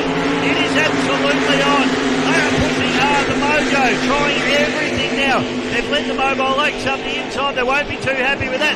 Hornet Racing running back into third place.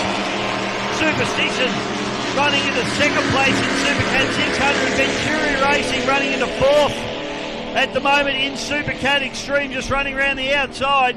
But this battle at the head of the pack in Supercat Extreme is absolutely enthralling. And the 2023 World Champions, Darren Nicholson and Stevie Jellick in the Mobile X machine, get a little bit of a break now on Stewie Eustace and Todd Kelly in the machine.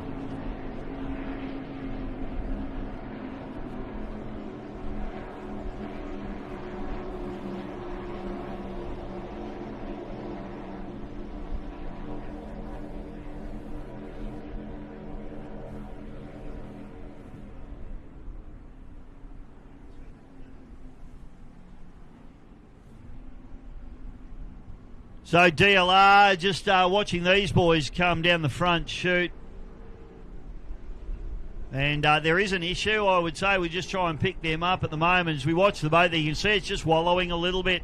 And looks well off the pace, unfortunately, for Craig Rwanda Dove.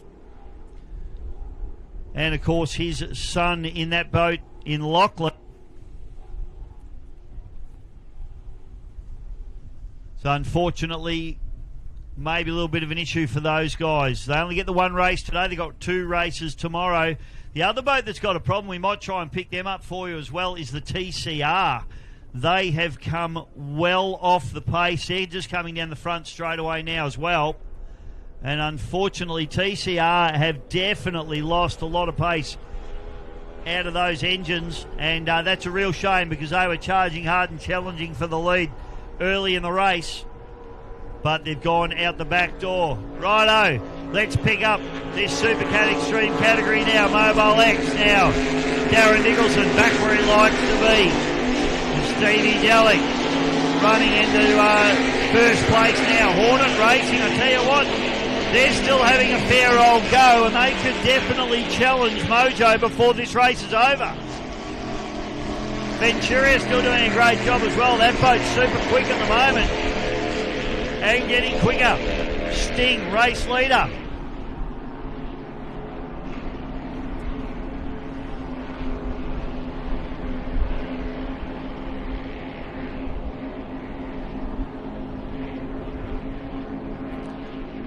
So Sting, that's your race leader in Supercat 600. Beautiful yellow machine there. The shifty catamaran, or the Maritimo catamaran, whatever you would like to call it. Call it what you will. Beautifully turned out boat, derived from the X-Cat boat. This is Team 801, Kess Racing. Steve Lancaster, Scotty Kelly. Scotty Kelly, a little bit crook this morning. He thinks he might have got a little bit of food poisoning or something along the lines, and he wasn't too flash this morning, so it's good to see him out there. He might be struggling a little bit, but these guys also coming off a big crash at round number 2, so that boat a little bit off the pace at the moment to what we normally see it, but those boys will just be trying to get that boat back dialed in and probably get a little bit of confidence back in the cockpit as well. Sting goes up into the top turn, and now we watch Mobile X. 2023 World Champions. They won the World Championship in Key West in Florida in 23. Darren Nicholson and Steve Jellick. The Mad Kiwi on the throttles in this Mobile X machine. And they've now got a good break on the Mojo as the Mojo tips in pretty hard there. Tell you what, Kelly and Eustace are being challenged hard here. This is where the race is, folks. Hornet Racing's coming forward. The two Kelly boys, uncle and nephew combination of Mick and Jason Kelly. Jason's already done a race out here this morning in the Colonel boat, and now they are challenging the Mojo. Venturi just out the back door a little bit at the moment, but that boat's gotten stronger and stronger as well. So I tell you what, it is absolutely on. Okay, so Sting now, race leader. Supercat 600, but I tell you what, the Superstition boat, Tom Barry Cotter, Georgie Collins, they are not going away. They're not going anywhere. They're still within striking distance. TCR and DLR both off the pace and have had laps put on them.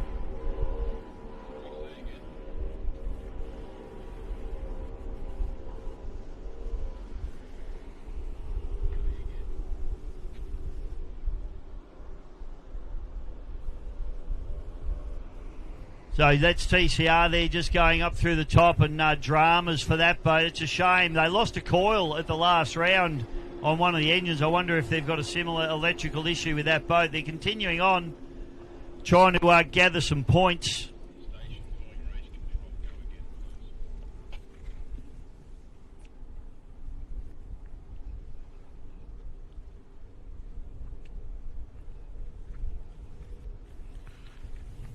So just having a look at where the championship sits for our Supercat outboards. Currently Sting sitting on top of the table there with 176 points. TCR actually quite close on 173 points, only 3 points behind. But unfortunately, if they have a problem here, which they appear to be, that is going to cause them some grief. And they're currently running out the back door, unfortunately.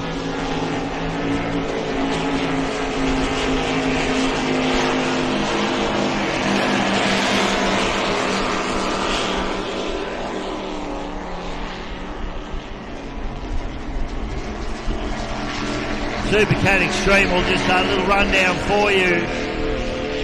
Currently leading is Mobile X, Darren Nicholson and Stevie Jellick. In second place, it is the Mojo with Todd Kelly and Stewie Eustace. Running up into a third and charging hard, Jason and Mick Kelly in the Hornet Racing. And into fourth place at the moment, Andy DeFina and Matthew Kelly in the Venturi. Having a look at the championship points in Supercat Extreme, currently sitting on top of the table is Hornet Racing, 173 points. Second place is Mojo in the championship. So if Mojo can run up and pick up a third place, they'll pick up 26 points for that. Hornet Racing, if they can come in third place, where they're sitting at the moment, that'd be 26 points for them. So Mojo would pick up 30 points if the race were to finish right now.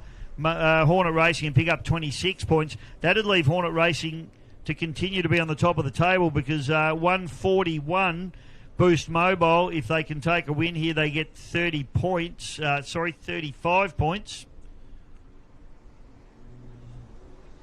So that will pop them up the order, but it still won't get them to the top of the table.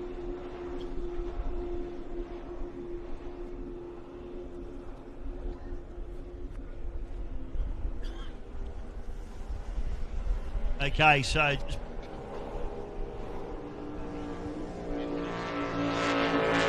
that's left to run in this race.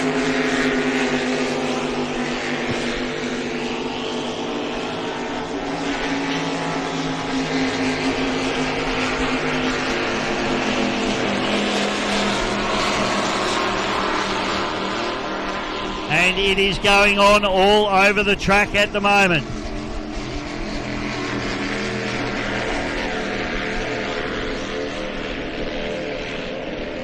Venturi doing a good job, still sitting in fourth spot at the moment.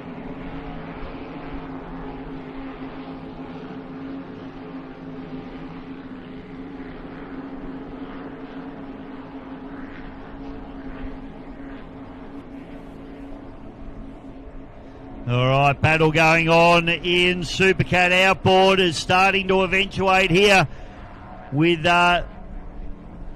around about 9 minutes left to run in this one. Less than 9 minutes left to run. And I tell you what, we go on board with the Sting. Have a look on the inside. It's the Superstition boat, Tom Barry Cotter. He is running hard. Oh, they've hooked the boat. And that was going to happen. That's been going to happen the whole time. They nearly threw that thing away there. Wowee! I tell you what, Georgie Collins will be off to the local Geelong dry cleaners after that one. They missed the turn, boy, but only just. That boat, that's about the third time we've seen a hook like that from that boat. And they need to be careful. They have obviously got a little bit of a handling issue with that boat. It is quick, make no mistake. Wowee. It is on like Donkey Kong out here at the moment, all over the track.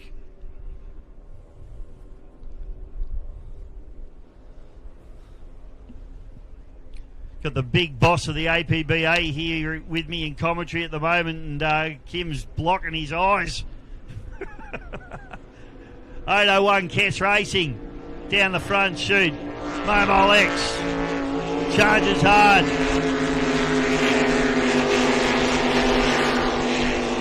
Mojo have managed to make a little bit of a break now on Hornet Racing.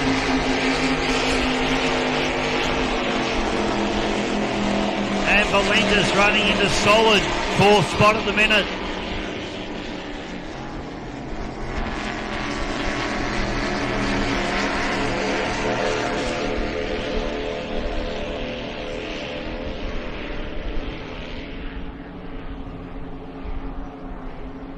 So around about 6.5 minutes left to run in this race.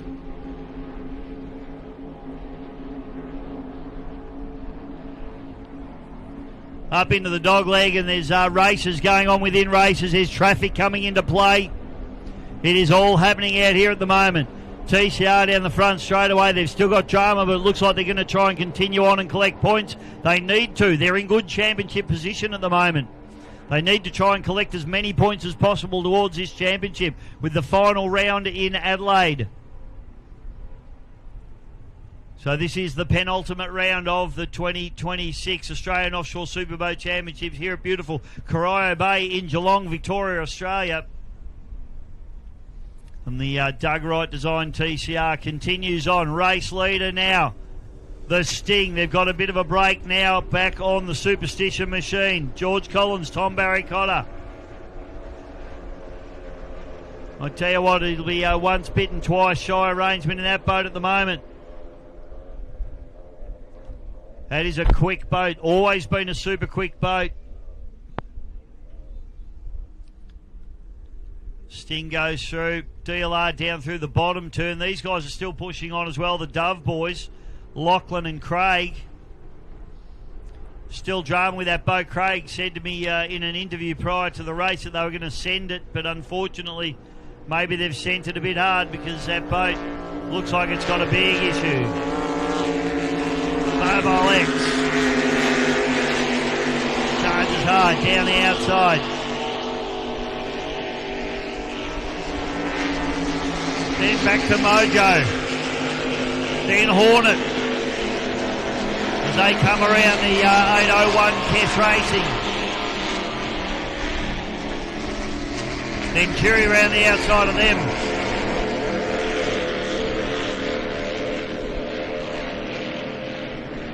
Absolutely wild stuff here on Corio Bay at the moment.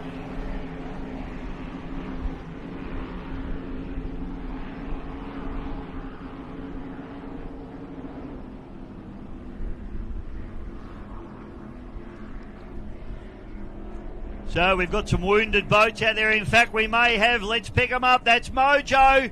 Mojo's got a problem. Unbelievable.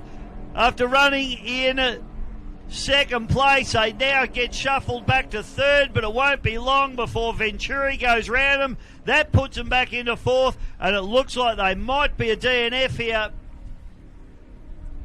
What an absolute disaster here for Todd Kelly and Stewie Eustace.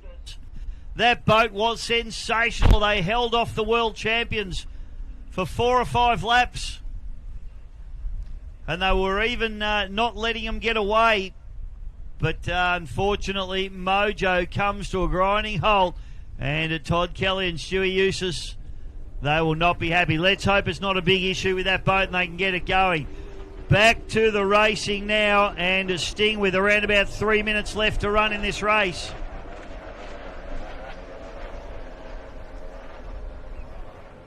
And I'll tell you what, this has been the boat of the race for mine, Superstition. Some for good reasons, some for bad reasons. George Collins and Tom Barry Cotter. They have had a wild ride. They nearly turned that boat around on turn number 1, lap number 1. And they nearly turned around 2 laps ago. Boost Mobile X. Horton now, so these, and this is not going to hurt their championship one little bit. Jason and Mick Kelly, current championship leaders.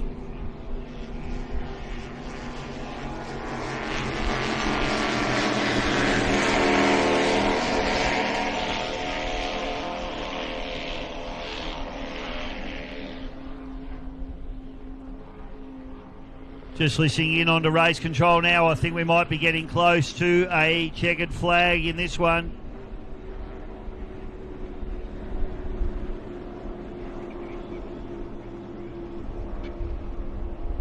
.27.5 minutes down in this race as Mojo makes its way back into the middle of the course. Kess 801 just having a solid run. Those boys, as I said, getting their confidence back, making sure the boat's right after that big rollover at round number 2.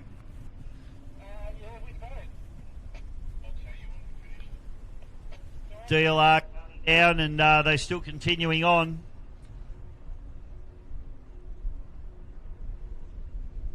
So DLR now down through the bottom turn, struggling. Unfortunately, those 3.2 litre Mercury strokers with a problem.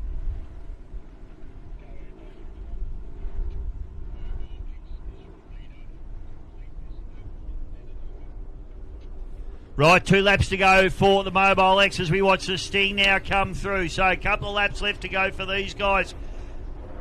And they've had everything thrown at them, particularly by this boat here, the Superstition machine, boat number 13. Tom Barry Cotter and Georgie Collins.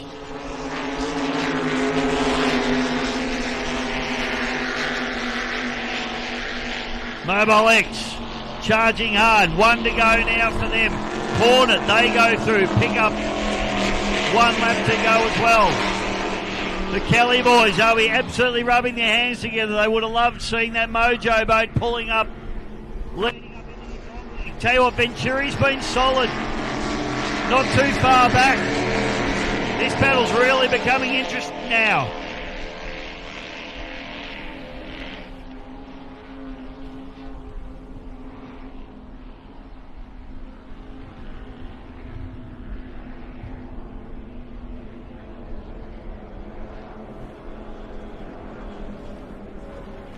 Just They tick off another lap, and one more painful lap to go for Steve Kelly and Scotty Richardson. Scotty Richardson, the chef from Seaford.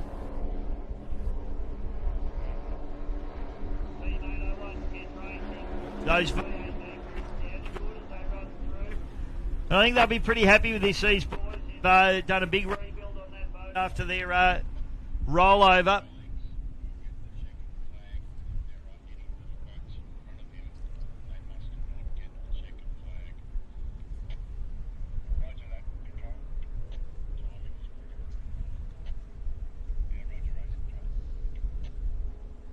All right, this is going to get a little bit interesting now as we pick up these boats. I've lost PA on site here, but it's going to get interesting here as these boats now rock and roll down the front straightaway, because we've got Mobile X.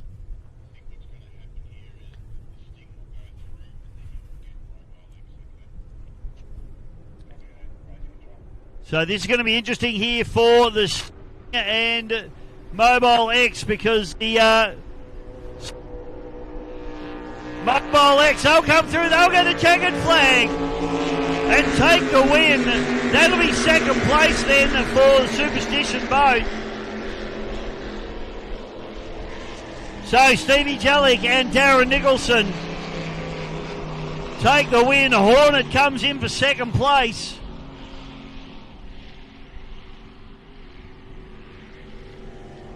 Third place is going to be Venturi, Andy DeFina and Matthew Kelly.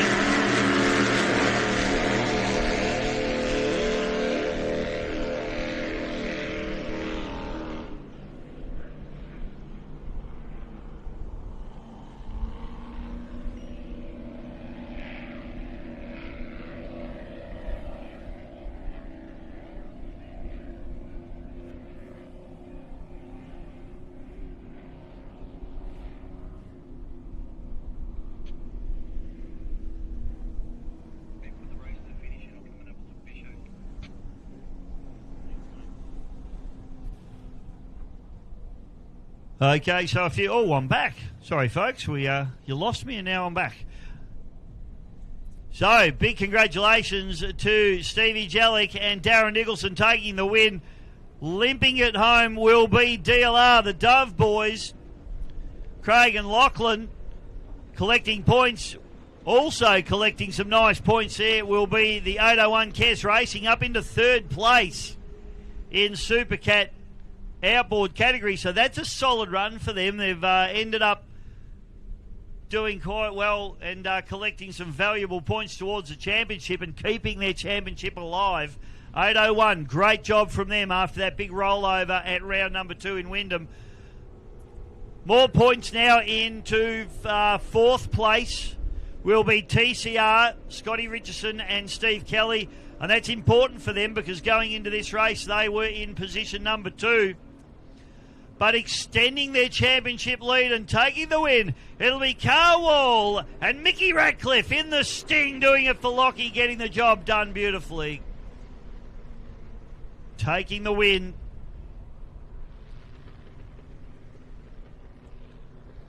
And second place in his first ever race, Georgie Collins, Tom Barry Cotter in the Superstition boat number 13. And a wild ride for them. I think there may be a team discussion at the end of that one.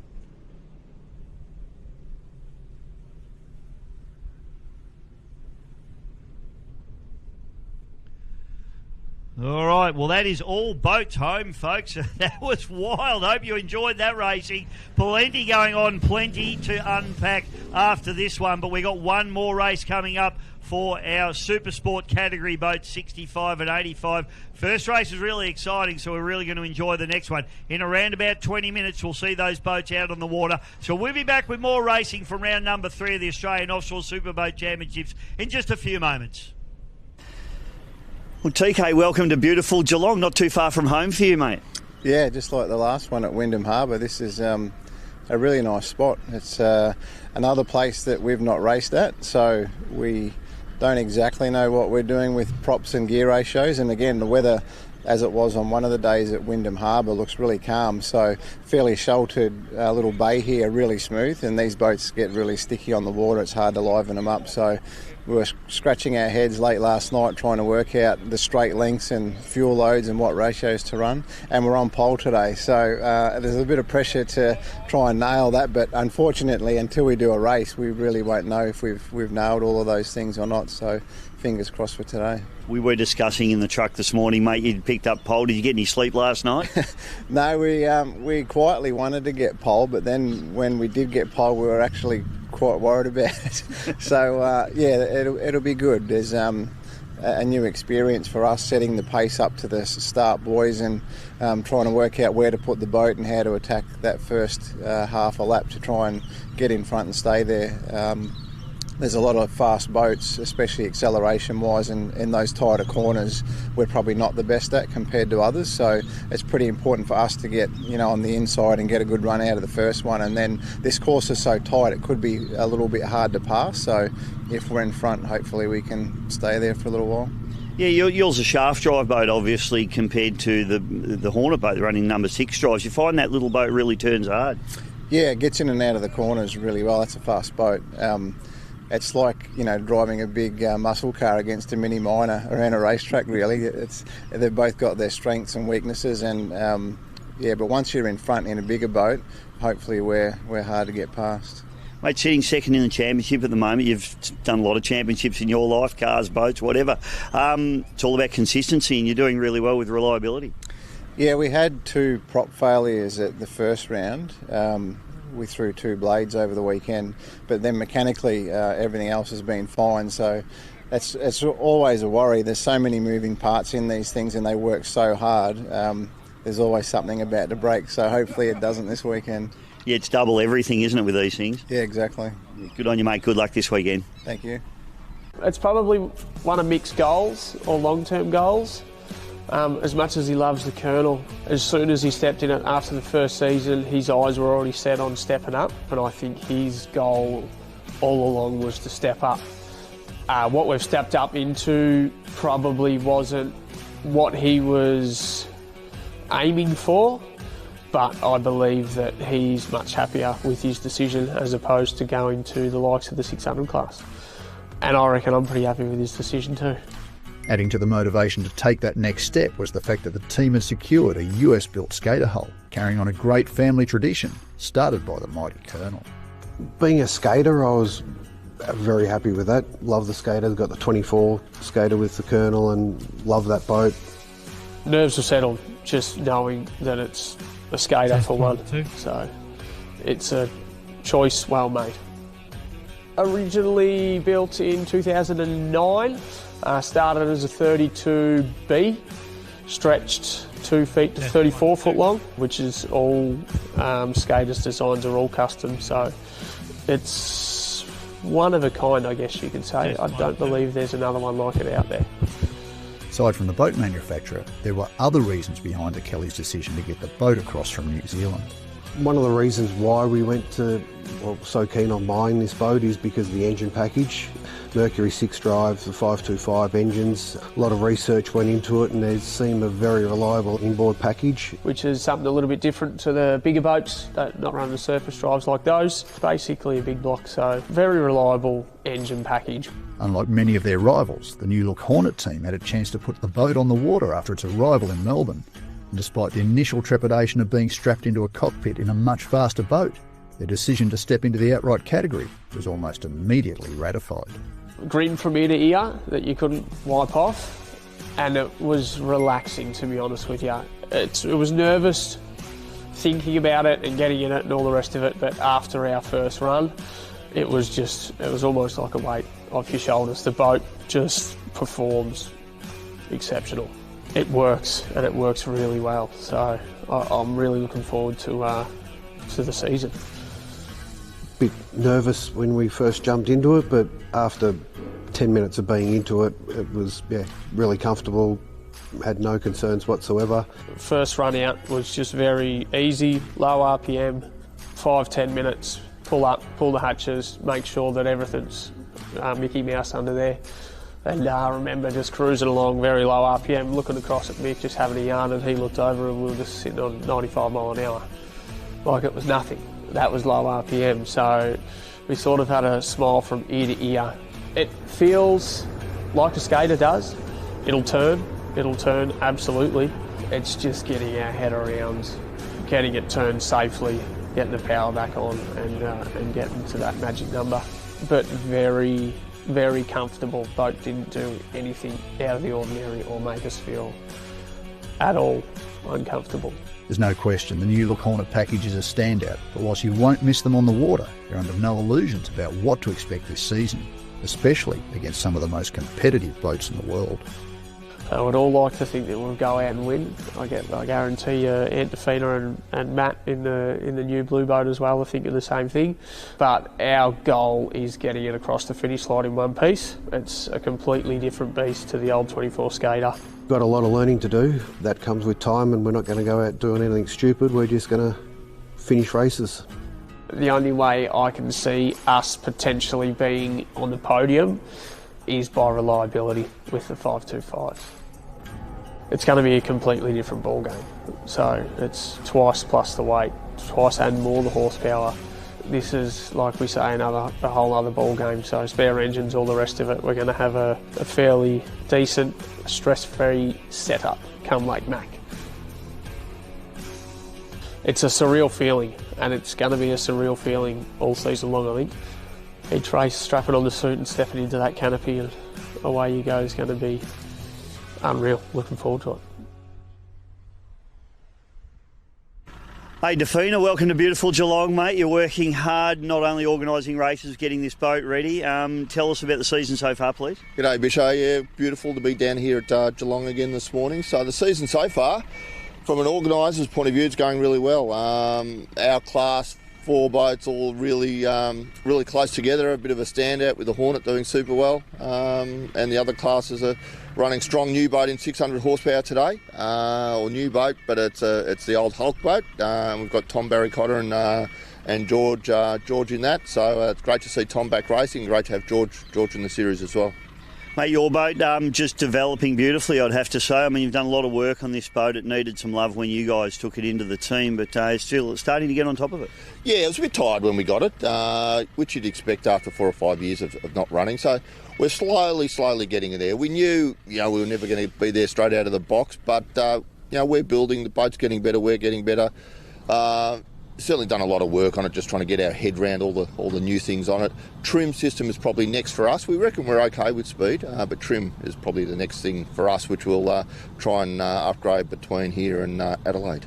Championship's looking interesting, mate. Hornet, that little boat's really lit it up, hasn't it? But it's pretty close between all of you in actual fact. Yeah, it is. You got Hornet, then I think Mojo, then 222, and we're only a couple of points behind 222. So really good for the series, I reckon, seeing 4 quite different boats, 3 different engine packages. It's really made it interesting. Mate, boat looks fantastic. What's the plan for this weekend? Looks pretty smooth out there at the moment. Yeah, look, we're probably going to struggle a bit. I reckon this is the Hornets' water. If they get in front, I don't think anyone will see them. But for us, if we can get another 3 solid runs and just improve on what we've been doing, we'll be happy. Mate, boat looks good. Love your new caravan. Enjoy this weekend. Good on you, Bisho. Thanks, mate. Well, Brendan Weeks, mate, you're having a very consistent season, sitting third in the championship at the moment in a very tough class. How's it all been going from your perspective? Yeah, really good. It's a bit choppy out there a few times. The boat's great, but it's not designed for the rough water, but still loving it, mate. Smooth conditions is what we want. Well, I tell you what, I must be getting old, because when these boats came out, they were built as a rough water boat, but of course all these other boats are getting a little bit bigger, aren't they? Yeah, the big deep Vs, they just carve through the wake, and we're sort of skimming over the top of them, so... Yeah, there you go. Sophie doesn't add to your ballast count much, does she? No, not really. But she's a trooper. She hangs on, she gets thrown around, but she's loving it.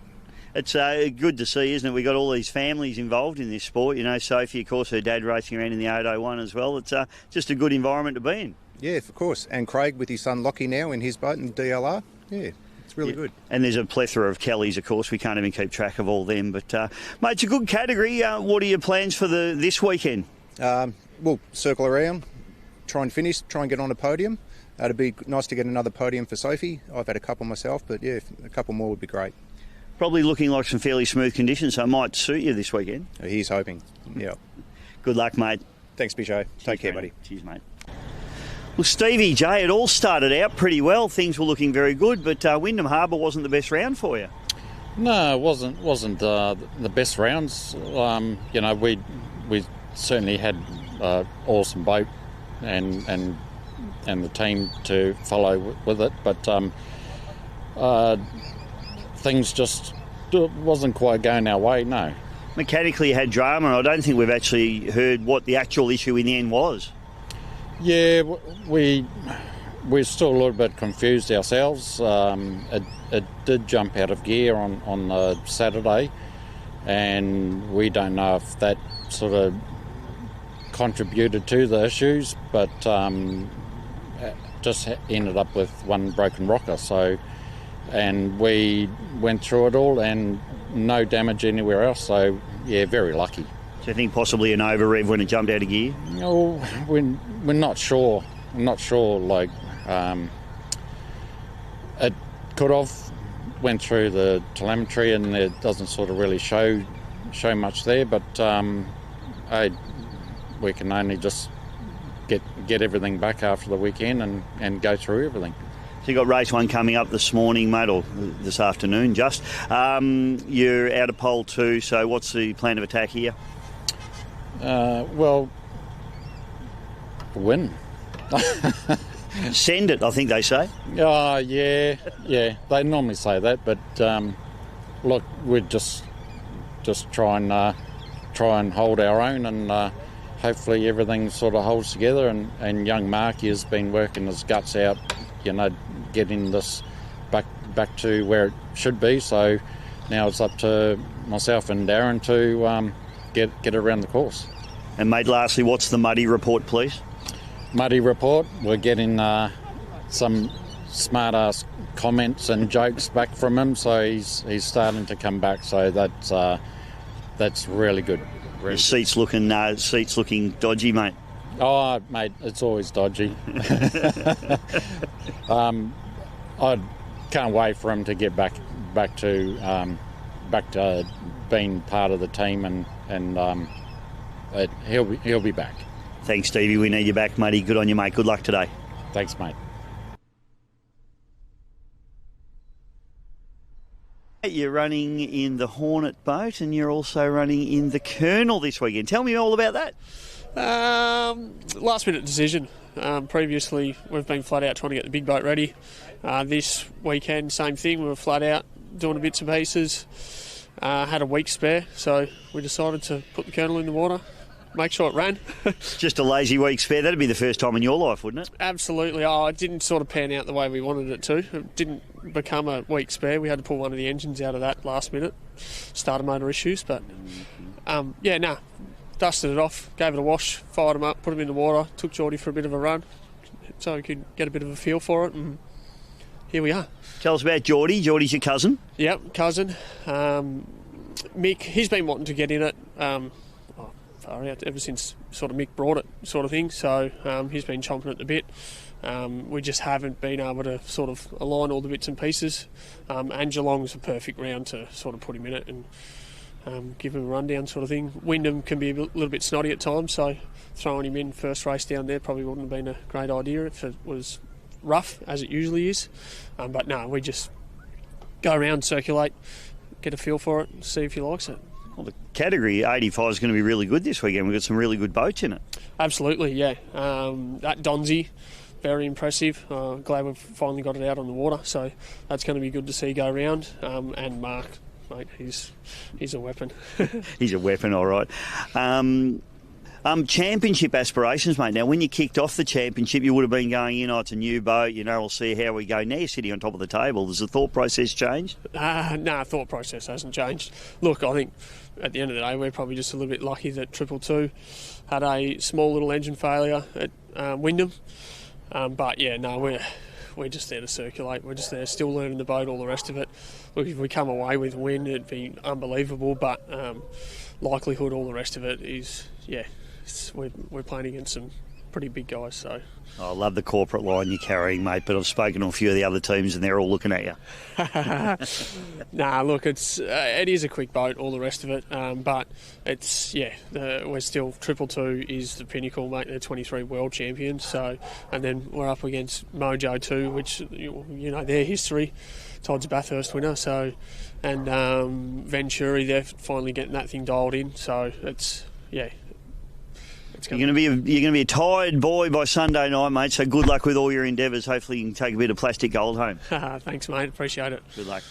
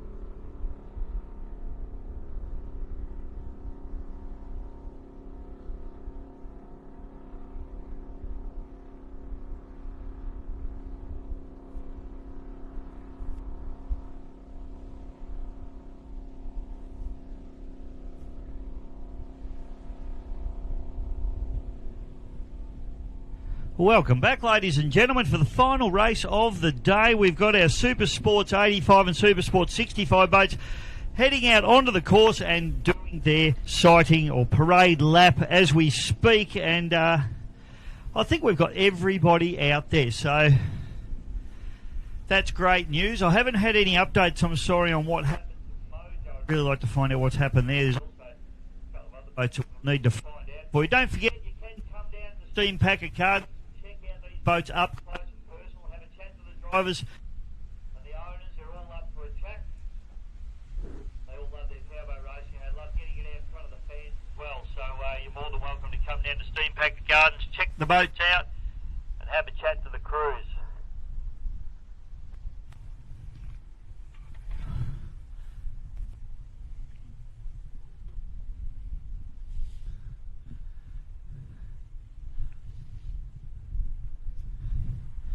So boats that we will be looking for, race winner of race number 1 will be the special edition. We'll be looking for Colonel Racing, who came second. Unfortunately, a DQ for Donzi with an overspeed from that team saw them as a DNF.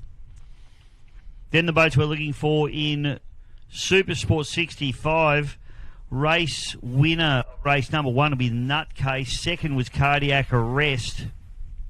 Third was Valentis. Then it was fourth place, Team 38 Offshore. And the Con as well. So I think we've got all of those boats out there. I just rolled back into the commentary box. So we'll pick them up for you as they come through. Start boat picking them up now. So we'll bring them down to Cunningham Pier and then we will let them go. Saw some great racing between these, so I'm pretty excited to see how this pans out. Of course, the Dodsey machine with Scott Porter and George Said, brand new to the sport. This is their first race. Unfortunately, a couple of little incidents in race number 1. They did have a missed turn buoy and then they did an overspeed and got broken out and DQ'd.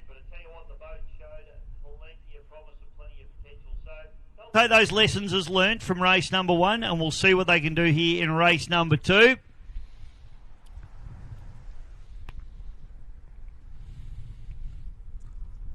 Wait for the flag to drop.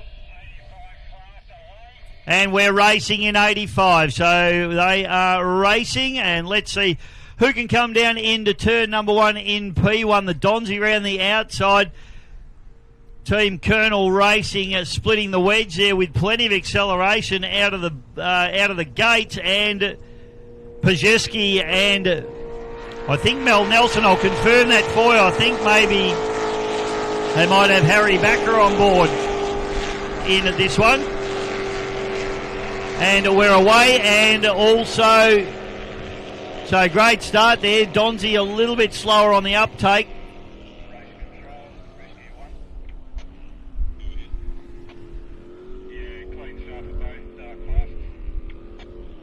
Starters are happy with both categories. Clean starts all round. So let's pick up our 65 boats, and fortunately, yes, we do see the con out there who did have an issue, so it looks like they got that boat up and going, but Harry the boatman back up. Getting the job done out of the blocks and using pole position to his advantage in that nutcase machine, the Razorcraft. Shane Payton alongside him. Championship leaders and still cardiac arrest, just slot back into seconds. Oh, and a big hose off for him as well. Another hose off, and they get a bit loose as well as we watch the cardiac arrest. Big shine walks from them as they go down through the bottom turn, having to run the Valentis a little bit wide there.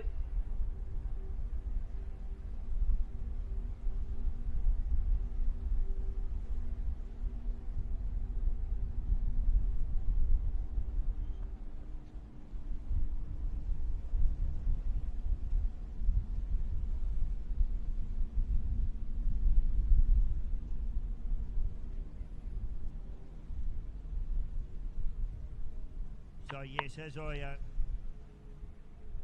thought,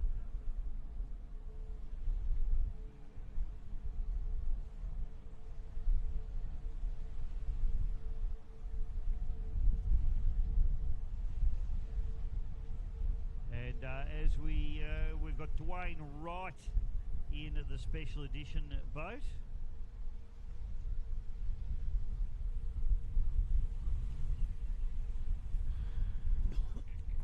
So Dwayne Wright on the special edition boat, swapping out for Mel Nelson. I think we've lost our PA on side here, guys, but I think everybody at home can still hear us okay. So we'll just continuing on.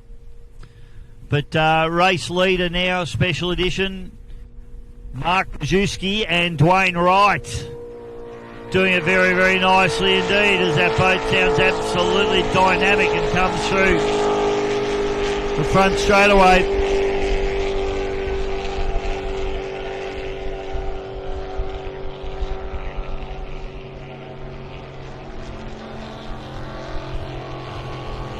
Colonel into second place, and Donzi Racing into third at the moment as they run through.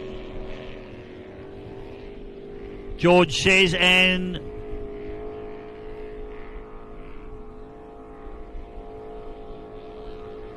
of course, Scott Porter all the way out of the US of A. So he's doing a fantastic job. That boat looks super quick through the corners. And that's where you make up these races, is through the tricky corners and whatnot. But, we've got PA back. Sorry about that, folks. We dropped out there for a moment. We are back in business. So, race leaders as recap as they go up through the dogleg. Special edition leads back to Colonel, then back to Donzi Racing. And we pick up our 65 category boats now, and the Tower cardiac arrest just squirreling around a little bit there, a bit too much for my liking. They're running into second spot. You got Paddy Peshazooi on the outside. He's supposed to have Anthony Bannon with him, but no Anthony to be seen here at the moment. So Paddy just running by himself there, but the cardiac arrest boat, the Con doing a good job on the outside. They've actually got a good break on Team 38 Offshore, Benny Embleton, Liam Sutherland.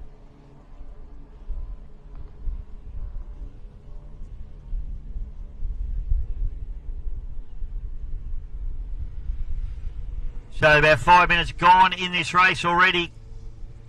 And we're starting to settle in. The battles that are going on between Cardiac Arrest and Valentis has been fairly relentless today between these two. And Paddy Peshazooi just trying everything. They're going from the inside to the outside, just trying to get around Diorio and Botic there.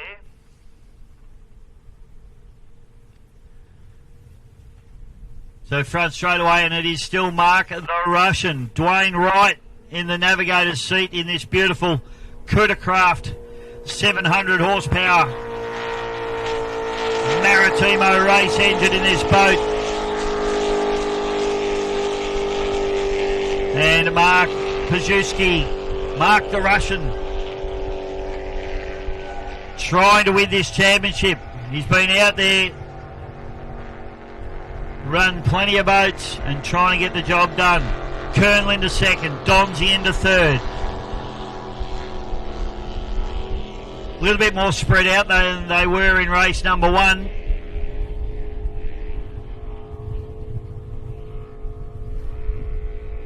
It's great to see Mark the Russian really starting to get on top of this boat, as the boat has given them a lot of mechanical grief over the last season and a half, 2 seasons. But it is absolutely dialed in now and performing beautifully, leading. They won race number one, currently leading race number 2, and barring anything going wrong, they should be able to just bring this one home. But plenty of time left to go in this one. Still got 23 minutes left to run.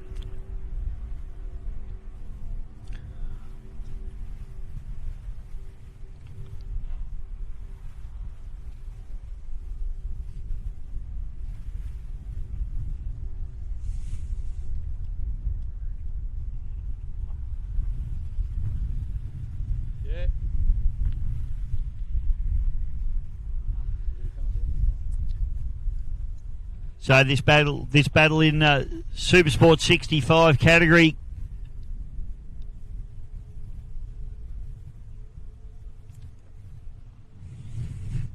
continuing on at the moment.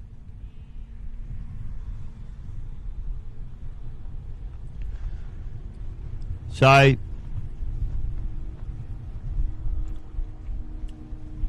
the Razorcraft, the nutcase coming through there. Shane Payton, Harry the Boatman Backer getting it done nicely. Cardiac Arrest still on the outside with Botic and Diorio. And just spreading out a little bit now. Valentis having a little bit of a walk as he tries to get across the wash there of the Cardiac Arrest machine.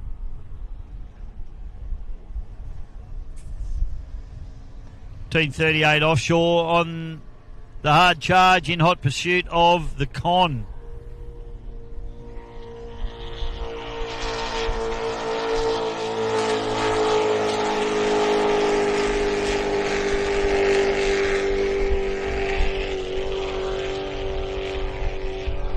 Mark the Russian getting it done beautifully. Colonel Racing still running up into second spot there, and unfortunately these guys really need to try and get ahead of Special Edition, because Special Edition leading the championship quite comfortably, and 2 wins here this afternoon certainly for Special Edition isn't going to help the Colonel team very much at all.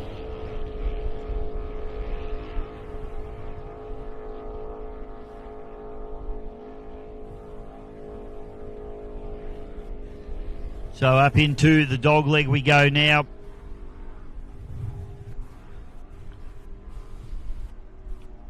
Plenty going on all over the course at the moment.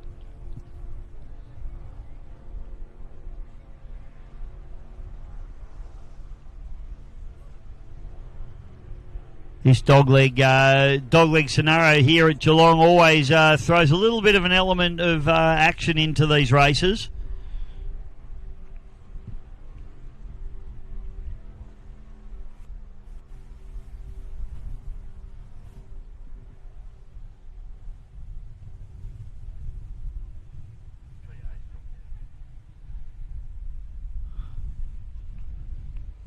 So around about 20 minutes still left to run in this race. Everybody just circulating at the moment. It's turned into a little bit of a procession there as we watch the nutcase Razorcraft up through the back turn.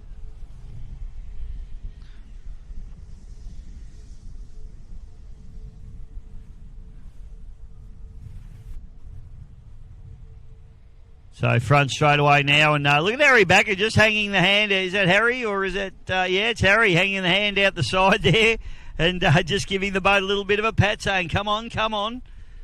Trying to keep ahead of Botic and Diorio there in the cardiac arrest.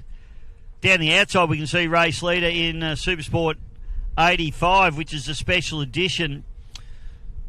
So Mark the Russian and Dwayne Rice doing a good job, and now starting to put laps on these competitors in the lower classes. So we watch the nutcase go through, tick off another lap, and we'll have a look at the speed differential as we see Special Edition will arrive on the scene in just a moment. There he is. Pushing and pushing, running the wide line. This is where the Colonel team might just try and do a cheeky look up the inside with the Kelly boys. So Jordan and Jason Kelly, cousins in this boat.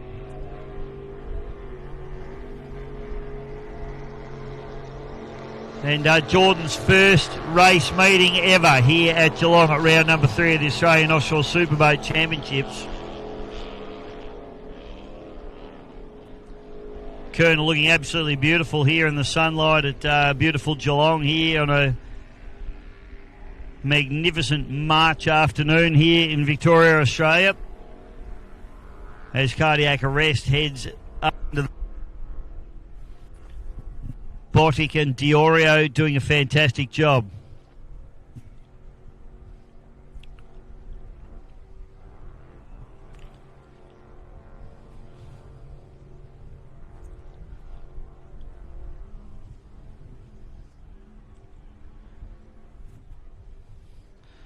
So everyone is sort of settled down into race division now, and things have just settled in.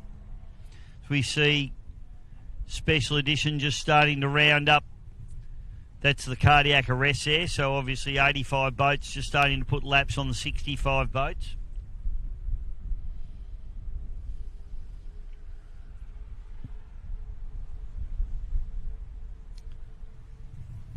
And not too far from half race distance now.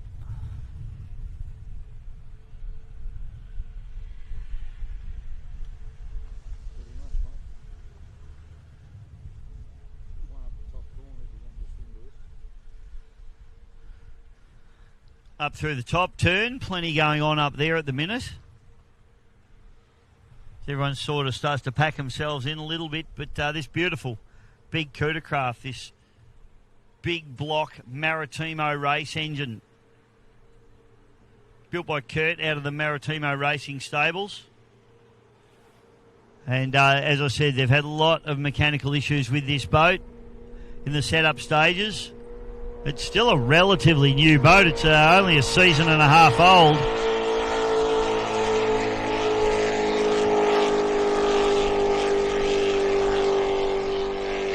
But it's really dialed in, and Mark can be absolutely chuffed with the way it's ran so far. If he can continue to do this, and he's got one race left tomorrow after this one.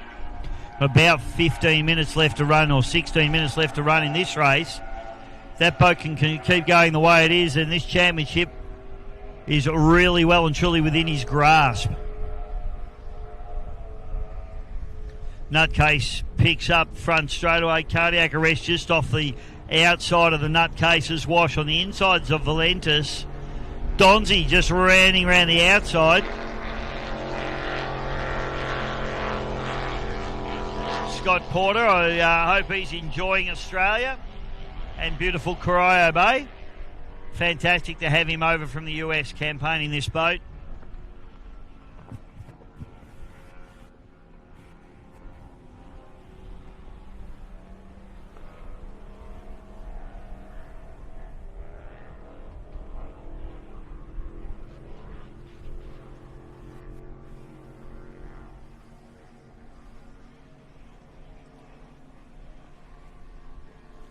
$65 categories It's me, you know, these boats are all capable of running 65 miles an hour if they were in perfect conditions on any given day. All these boats can easily do their 65 mile an hour.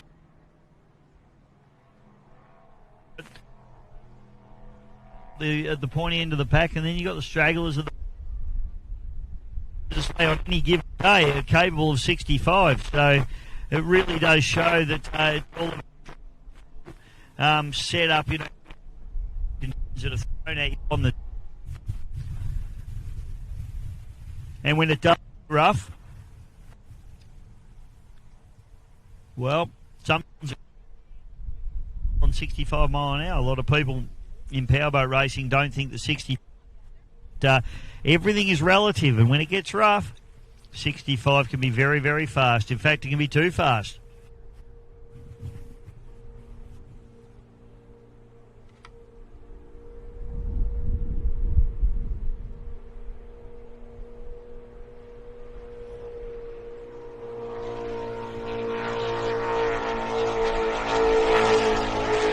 Mark Peshazooi and Dwayne Wright go charging down the front straight away. That big 700 horsepower Maritimo sounding all of that plus some.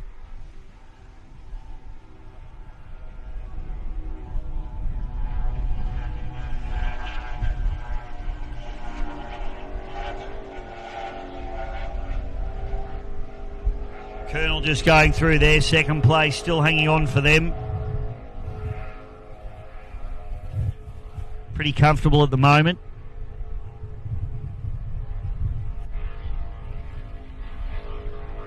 But they probably want to make up some ground because second isn't going to help them with their championship.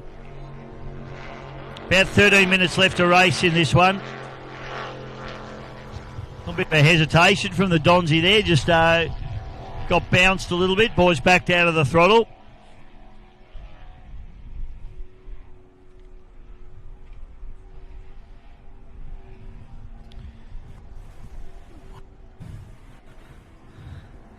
Harry Backer, the boatman, the builder of the Razor Crafts, out in front. He needs to be because his championship position isn't probably as strong as perhaps he would have liked.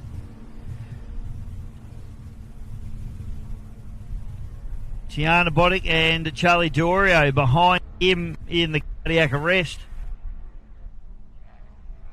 Haven't been this afternoon at Geelong.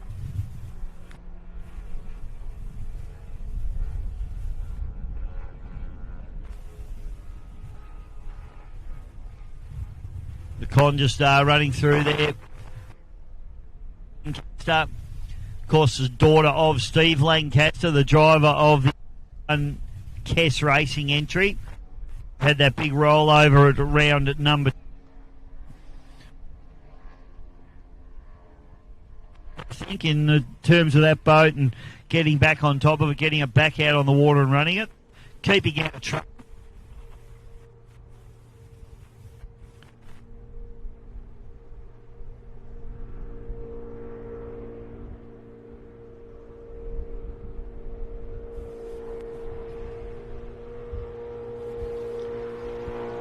Special edition now, charges through, ticks off another lap.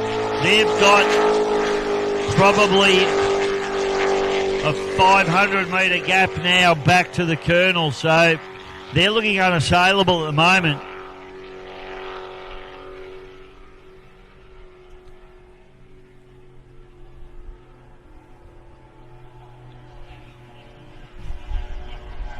Colonel comes through.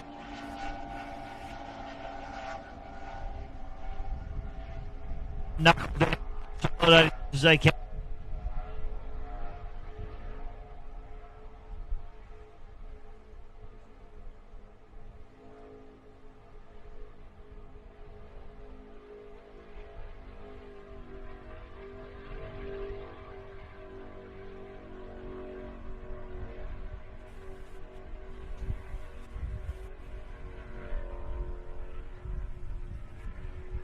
So coming up with the bell. Oh, we've got we just try and pick up. We've got a problem up here.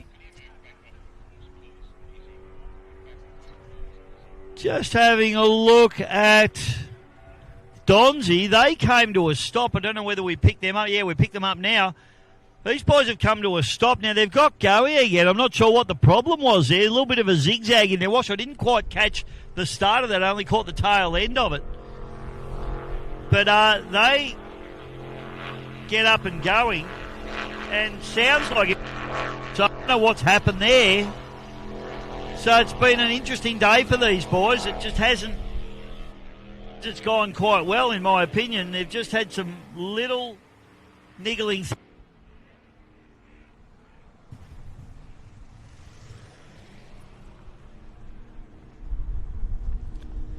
So you got Nutcase, Cardiac Arrest, and Valentis. I'll tell you what, Valentis starting to make a little bit of a move here and trying to just have a cheeky look up the inside of the Cardiac Arrest machine.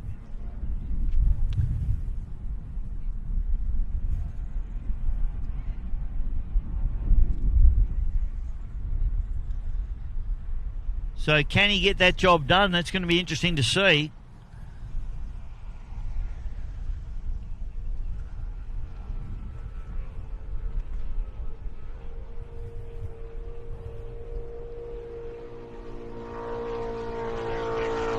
So Special Edition comes through. They've got the con in front of them. They just need to get a clean overtake done on the con and set off on their merry way.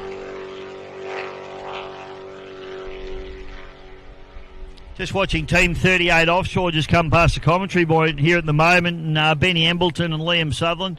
Done a good job all weekend so far. They've had a great day out on the water. Haven't been the quickest boat out there, but they've certainly been pretty reliable and fairly quick as well.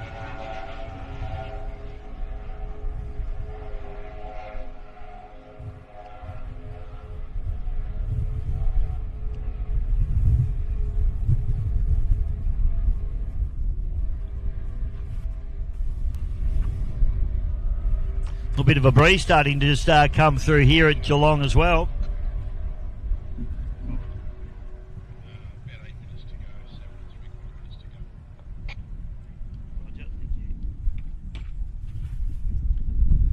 Okay, so around about 7.5 minutes left to run in this race now.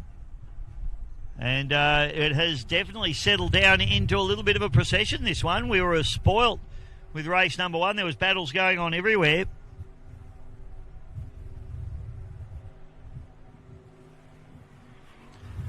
But now everybody just holding fire, holding position. Donzi back up and running, which is good news. Don't know what the problem was there.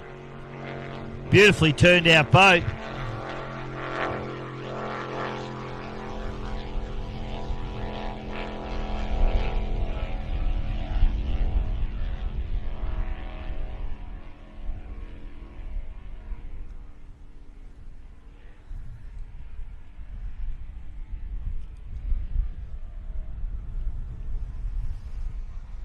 So Scott Porter and George says.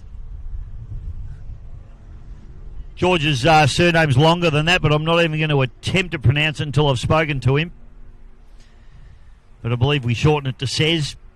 I'm happy with that. So all his connections out there, he's doing beautifully well. They've done very well for their first race. A couple little niggles, but you'd have to say the overall performance of this boat has been exceptional.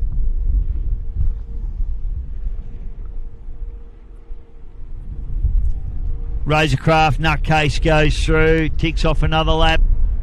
Cardiac Arrest still in hot. Go up.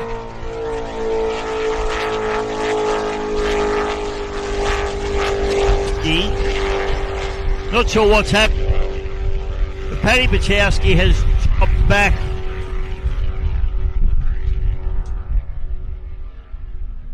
Really challenging Cardiac Arrest. He's lost a heap of ground on those guys.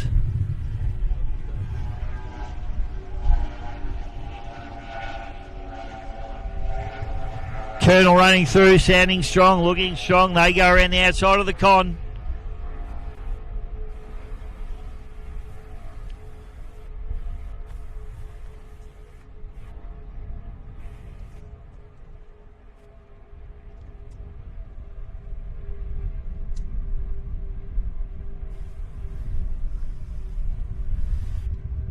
I'm hearing a little rumour that Ian Green of seasons.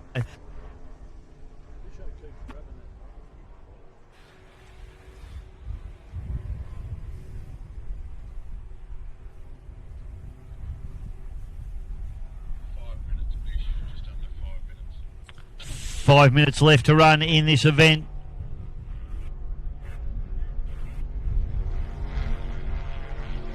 So our race leader, the man that will get the checkered flag when the 5 minutes is up, is Mark the Russian. He's got Dwayne Wright on board with him here this afternoon in the special edition.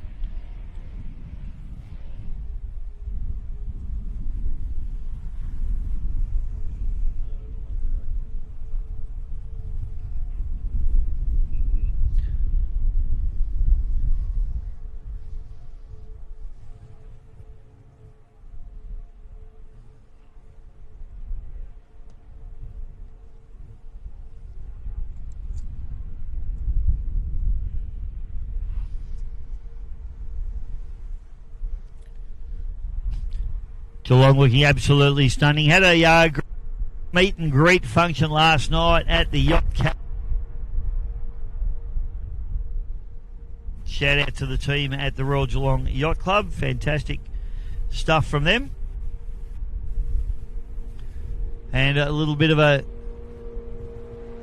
glut of boats just up through the top turn as we watch Special Edition go through. Still with around about 3 minutes left to run. Running around in under 3 minutes. You see on your screen. Laps, so you'll probably get 2 more laps done. As he comes through, Colonel runs around the outside of a race leader in Supersport 65, which is the Razorcraft, the Nutcase.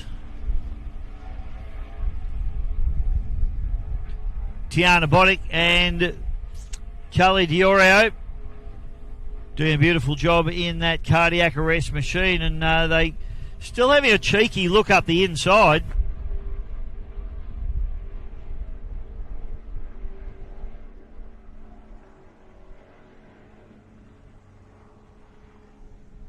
As well, so coming from the direction. Not sure it's going to cause any sort of grief to any of the competitors that are out there now. Everybody seems to be pretty settled in and doing it very, very nicely. Con just coming through, start finish here.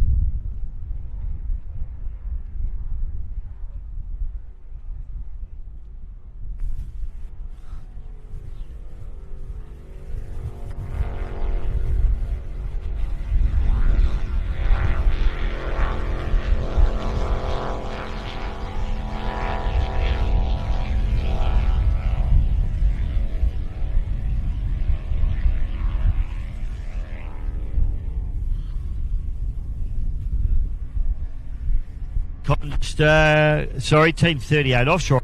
Just looking really good. Benny Embleton's really got some trim into that Spectre hull, and that particular Spectre, a lot of them were just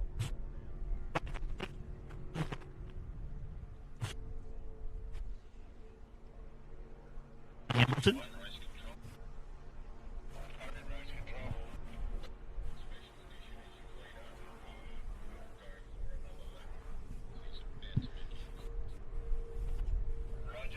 So just hearing word now that Special Edition, as they come down to greet the start-finish line, this will be the start of their final lap.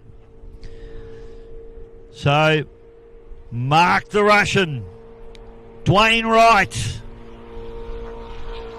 charging hard down through the start-finish area for the second last time, the penultimate lap completed. Special Edition.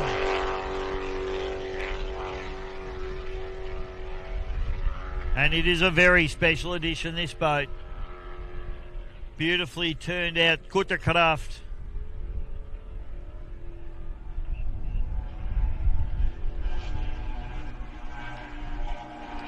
Followed by Colonel.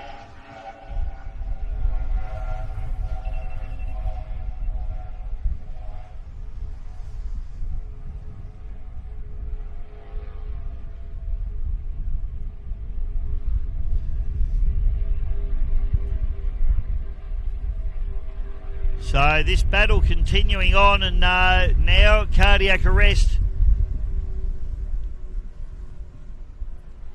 Tiana Botic and Charlie Diorio got their work cut out for them. They cross across the wash now of the nutcase. They're trying everything. I'll certainly give them that, leaving no stone unturned. But this Razorcraft just seems to have the pace to go at the moment. Shane Payton just keeping an eye on where the cardiac arrest boat is as they fire up into the top turn. Cardiac arrest are going to have a inside, but I'm not sure it's going to be enough for them. Donzi goes through, ticks off another lap. They're running in third spot in Supersport 85.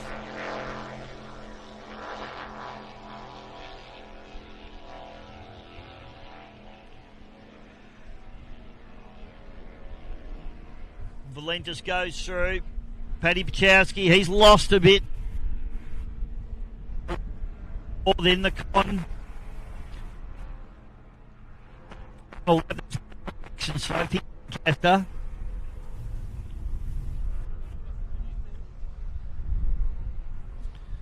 So race lead, all barring an absolute disaster, should be your race winners. Mark the Russian, as we see Embleton and Sutherland in Team 38 Offshore. They come through. They'll set off on their final lap in the Spectre 6000 machine, 3-litre Mercury power. Ladies and gentlemen, stand up, wave your hats and programs, because it's going to be a storming, emphatic victory to Mark the Russian, special edition, Dwayne Wright. A great effort from them.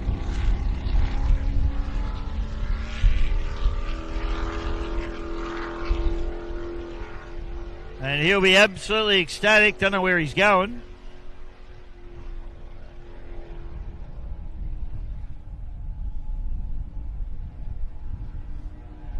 Colonel comes through. This will be checkered flag for Colonel. Second place for the two Kellys, Jordan and Jason Kelly, and a great effort from them and great points towards their championship defence. However, special edition has them covered off good and hard at the moment. They're going to have to come up with something pretty special both tomorrow and, in fact, in Adelaide at the final round if they're going to want to try and win this championship. In fact, barring a disaster for special edition, they've almost locked this one down, I would have to say.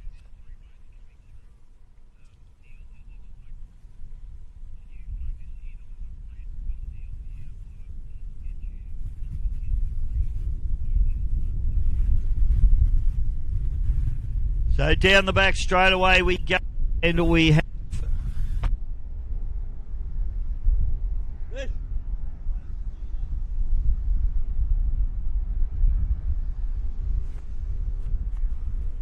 Donzi are going to come through. This will be third place for them.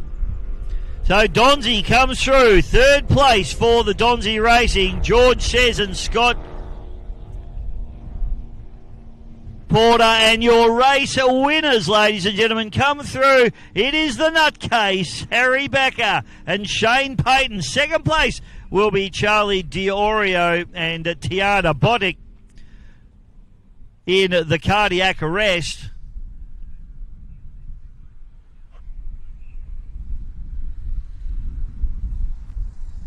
Fantastic racing here from the 65 Supersport category. So very tight there. And I'll tell you what, it is reasonably tight as these guys come through. This will be third place in Supersport 65 category.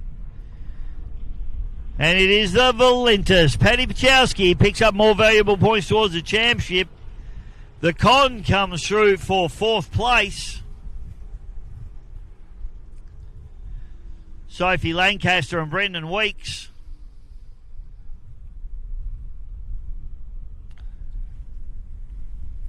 And the final boat home, just in the final straightaway, it is the young guns, Liam Sutherland and Ben Embleton. The 6000 machine, the Team 38 Offshore, running Mercury power on the transom of this particular boat. And that is fifth place there for Team 38 Offshore as they get the job done. Congratulations to them.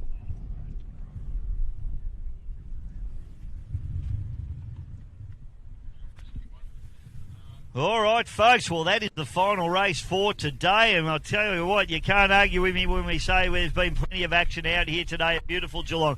Weather's been stunning. I think all the boats have come home in one piece, which means that tomorrow's racing is going to be absolutely epic. I hope that all of you have enjoyed the racing at home here today as much as we've enjoyed bringing it to you. It's been fantastic stuff. We're going to go and get some interviews, go and see what's happened down in the pits, go and see who's where and what's going on. We'll bring you all that action probably tomorrow morning when you have a look. Tune back in tomorrow from 11 o'clock tomorrow, first race, and we're really excited to bring it to you.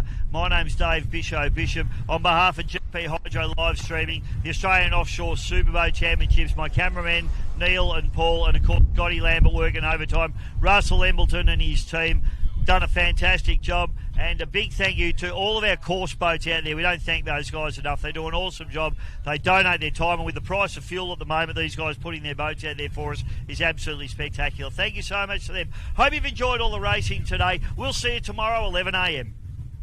One of the most recognised competitors in the Australian Offshore Superboat Championships is Special Editions Mark Peshazooi, although you might need to be a linguistics expert to pronounce his name correctly. The Russian-born, Polish-influenced proud Australian is one of the most approachable and supportive members of the Superboats paddock. He and partner Mel Nelson, instrumental in the development of not only the successful Coodercraft range of boats, but also behind the scenes with supporting the production and growth of the Razorcraft and Valentis marks, providing support to rising stars Harry Backer and Paddy Pachkovsky. The passionate boatie, the former spray painter, arrived in Mallacoota on the coastal border between New South Wales and Victoria in 2004, initially working on a fishing boat before finding himself without a job and looking for an opportunity that came as a result of a dinghy sitting under a house. Going back to 2004, we took a little mould of a little 13-foot under the house, and from there we did 18. Then we got one from the States, was 6.5 or 6.6, and then from there went 23 and 6 meter and 25 and 28. You know, over the years we end up with original 41 Apache mould. We never dreamed that a hobby would turn into a Coodercraft. You know, we started with the little 13, Little Ram, and they're all named after reefs and points around Mallacoota. Little Ram, Big Ram, the Gunshot Reef. That's how it started. We didn't plan it, it just happened. The majority of customers are speed fishermen. Also, we built a handful of commercial vessels for abalone divers and fisheries. And also, now we're building a handful of race boats, as you see on the offshore powerboat racing. Big fan of boating, Mark spent countless hours watching YouTube videos, following the trends overseas on what marks were successful both in industry and competition, whilst at the same time teaching himself how to improve his techniques, fiberglassing. I watched all the races from the 80s all the way to 2000s until now, yeah? And I always followed different hulls, and I watched which hull used to win a lot of races and how it goes through the water, how it reacts in the rough water, the flat water, yeah? Which models were better in the flat, which models were better in the rough. That's the reason we picked the 23 Villain, and that's the reason we picked the 28. You know, that's the same hull bottom as the 27 Magnum, 28 Magnum, or 28 Apache, or 28 Pantera. It's the same bottom, 24-degree, 8-foot beam, nice running strikes, nice bottom, nice straight bottom. And when it comes to fishing, we picked the 25 Chief, which was originally a whitewater hull, and that was one of the most popular fishing boats there. So we brought that to Australia and done that. The boats got better through the community of offshore powerboat racing, yeah. We started racing, I think, 7-8 years ago in the first Villain that we built. I think it was just a 23-footer spearfishing rig. And I had a phone call, why don't you come to a race to Wyndham Harbour? Okay, why not? I haven't missed a race since. They hooked me, good and proper. I won the first race. 70 mile an hour class. So we race a white Villain, a black Villain, and a blue villain for 3-4 years. Then we built a villain for Ryan Shan. Cali boys got that. Cardiac arrest, that's a villain. That was built as a spearfishing rig. So the special edition, the 28-foot hull, we entered that in 2021 with a pair of 300 Rs. And we won with a fishing boat and spearfishing boat 2 Australian Championships. 2023, we built a 32 monohull with a pair of 300 Rs. That was very fast hull, but too much air underneath from the twin steps. So it wasn't as good as turning. And now we're running the circuit races. You need a boat that turns very sharp. What's the point having a 100-mile-an-hour boat where you're limited to 85 anyhow? So, we designed this boat with something different to what we know. A light engine with a 6-drive. So we didn't want to put too much weight in it, like 700 SCI, I think it's like 740 kilo. So that would have defeated the purpose. So we built the hull super light. It's only 900 kilo. When the boat's running, it's running up front. It was, great season, except, we had the race 1, the EFI computer, and last race, water pump bracket broke. That's no one's fault, that's just part of racing, yeah? Anything can happen in this business. For the Coodercraft team, racing is about more than just competition. Mark and Mel using the challenges inherent in racing to push the boats to their limits, often in the toughest of conditions. But each race they complete teaches them more about construction techniques, which they use to improve each and every boat that leaves Mallacoota. We like to keep it very low volume of boats so that in higher demand, and we don't have to employ too many people. This way, everything gets done here. I do all the intricate parts, like the structure under the floor, all the angles, all the internals of the boat. That's what I do. So, because I've got more of an eye for those angles and more patience. We learned from one boat to the other how to make them a little bit better and better and better. So each model that comes out of here, it's a better model than the last one. I overlook every part of the boat. If I'm not happy with it, I'm going to the customer. For the Special Edition crew, focus now turns to the upcoming season, and whilst there's a Super Sports 85 title pending, there's also a capsule sitting in the Coodercraft forecourt that suggests there are bigger plans at play for the coming seasons. Next year, well, yeah, funny. Next year, we're still going to run the Special Edition. Hopefully, we'll have a little bit more successful year. At the moment, the engine's fully stripped down to bare block. So that's, Kurt at Maritime was doing a fantastic job. When the engine comes back, we're going to put it here in Kuta and water test it up the lake, upset a few locals, make a little bit of noise. Maritime Racing got a nice brand new mold there. They ran that boat in 525 with 6 drives. That boat was very competitive. It's a super fast boat. So we're purchasing that mold and we're going to bring it back to Kuta and vacuum infuse the 36 Scat. But we'll probably run a pair of 500s on it. Hopefully we can start a new class in 500, outboard class. But we need 3 boats, we need 3 customers, myself and 2 others.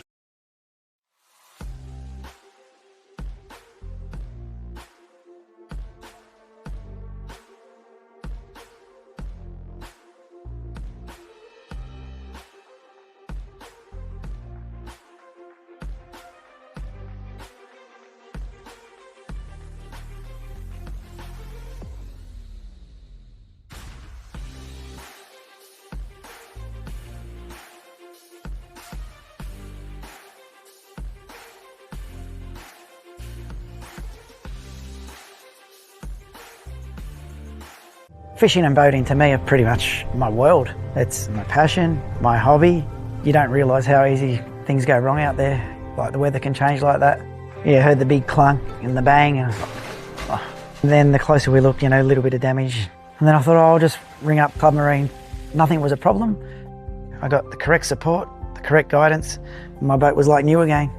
Been with them as a family for over 31 years, so wouldn't have it any other way.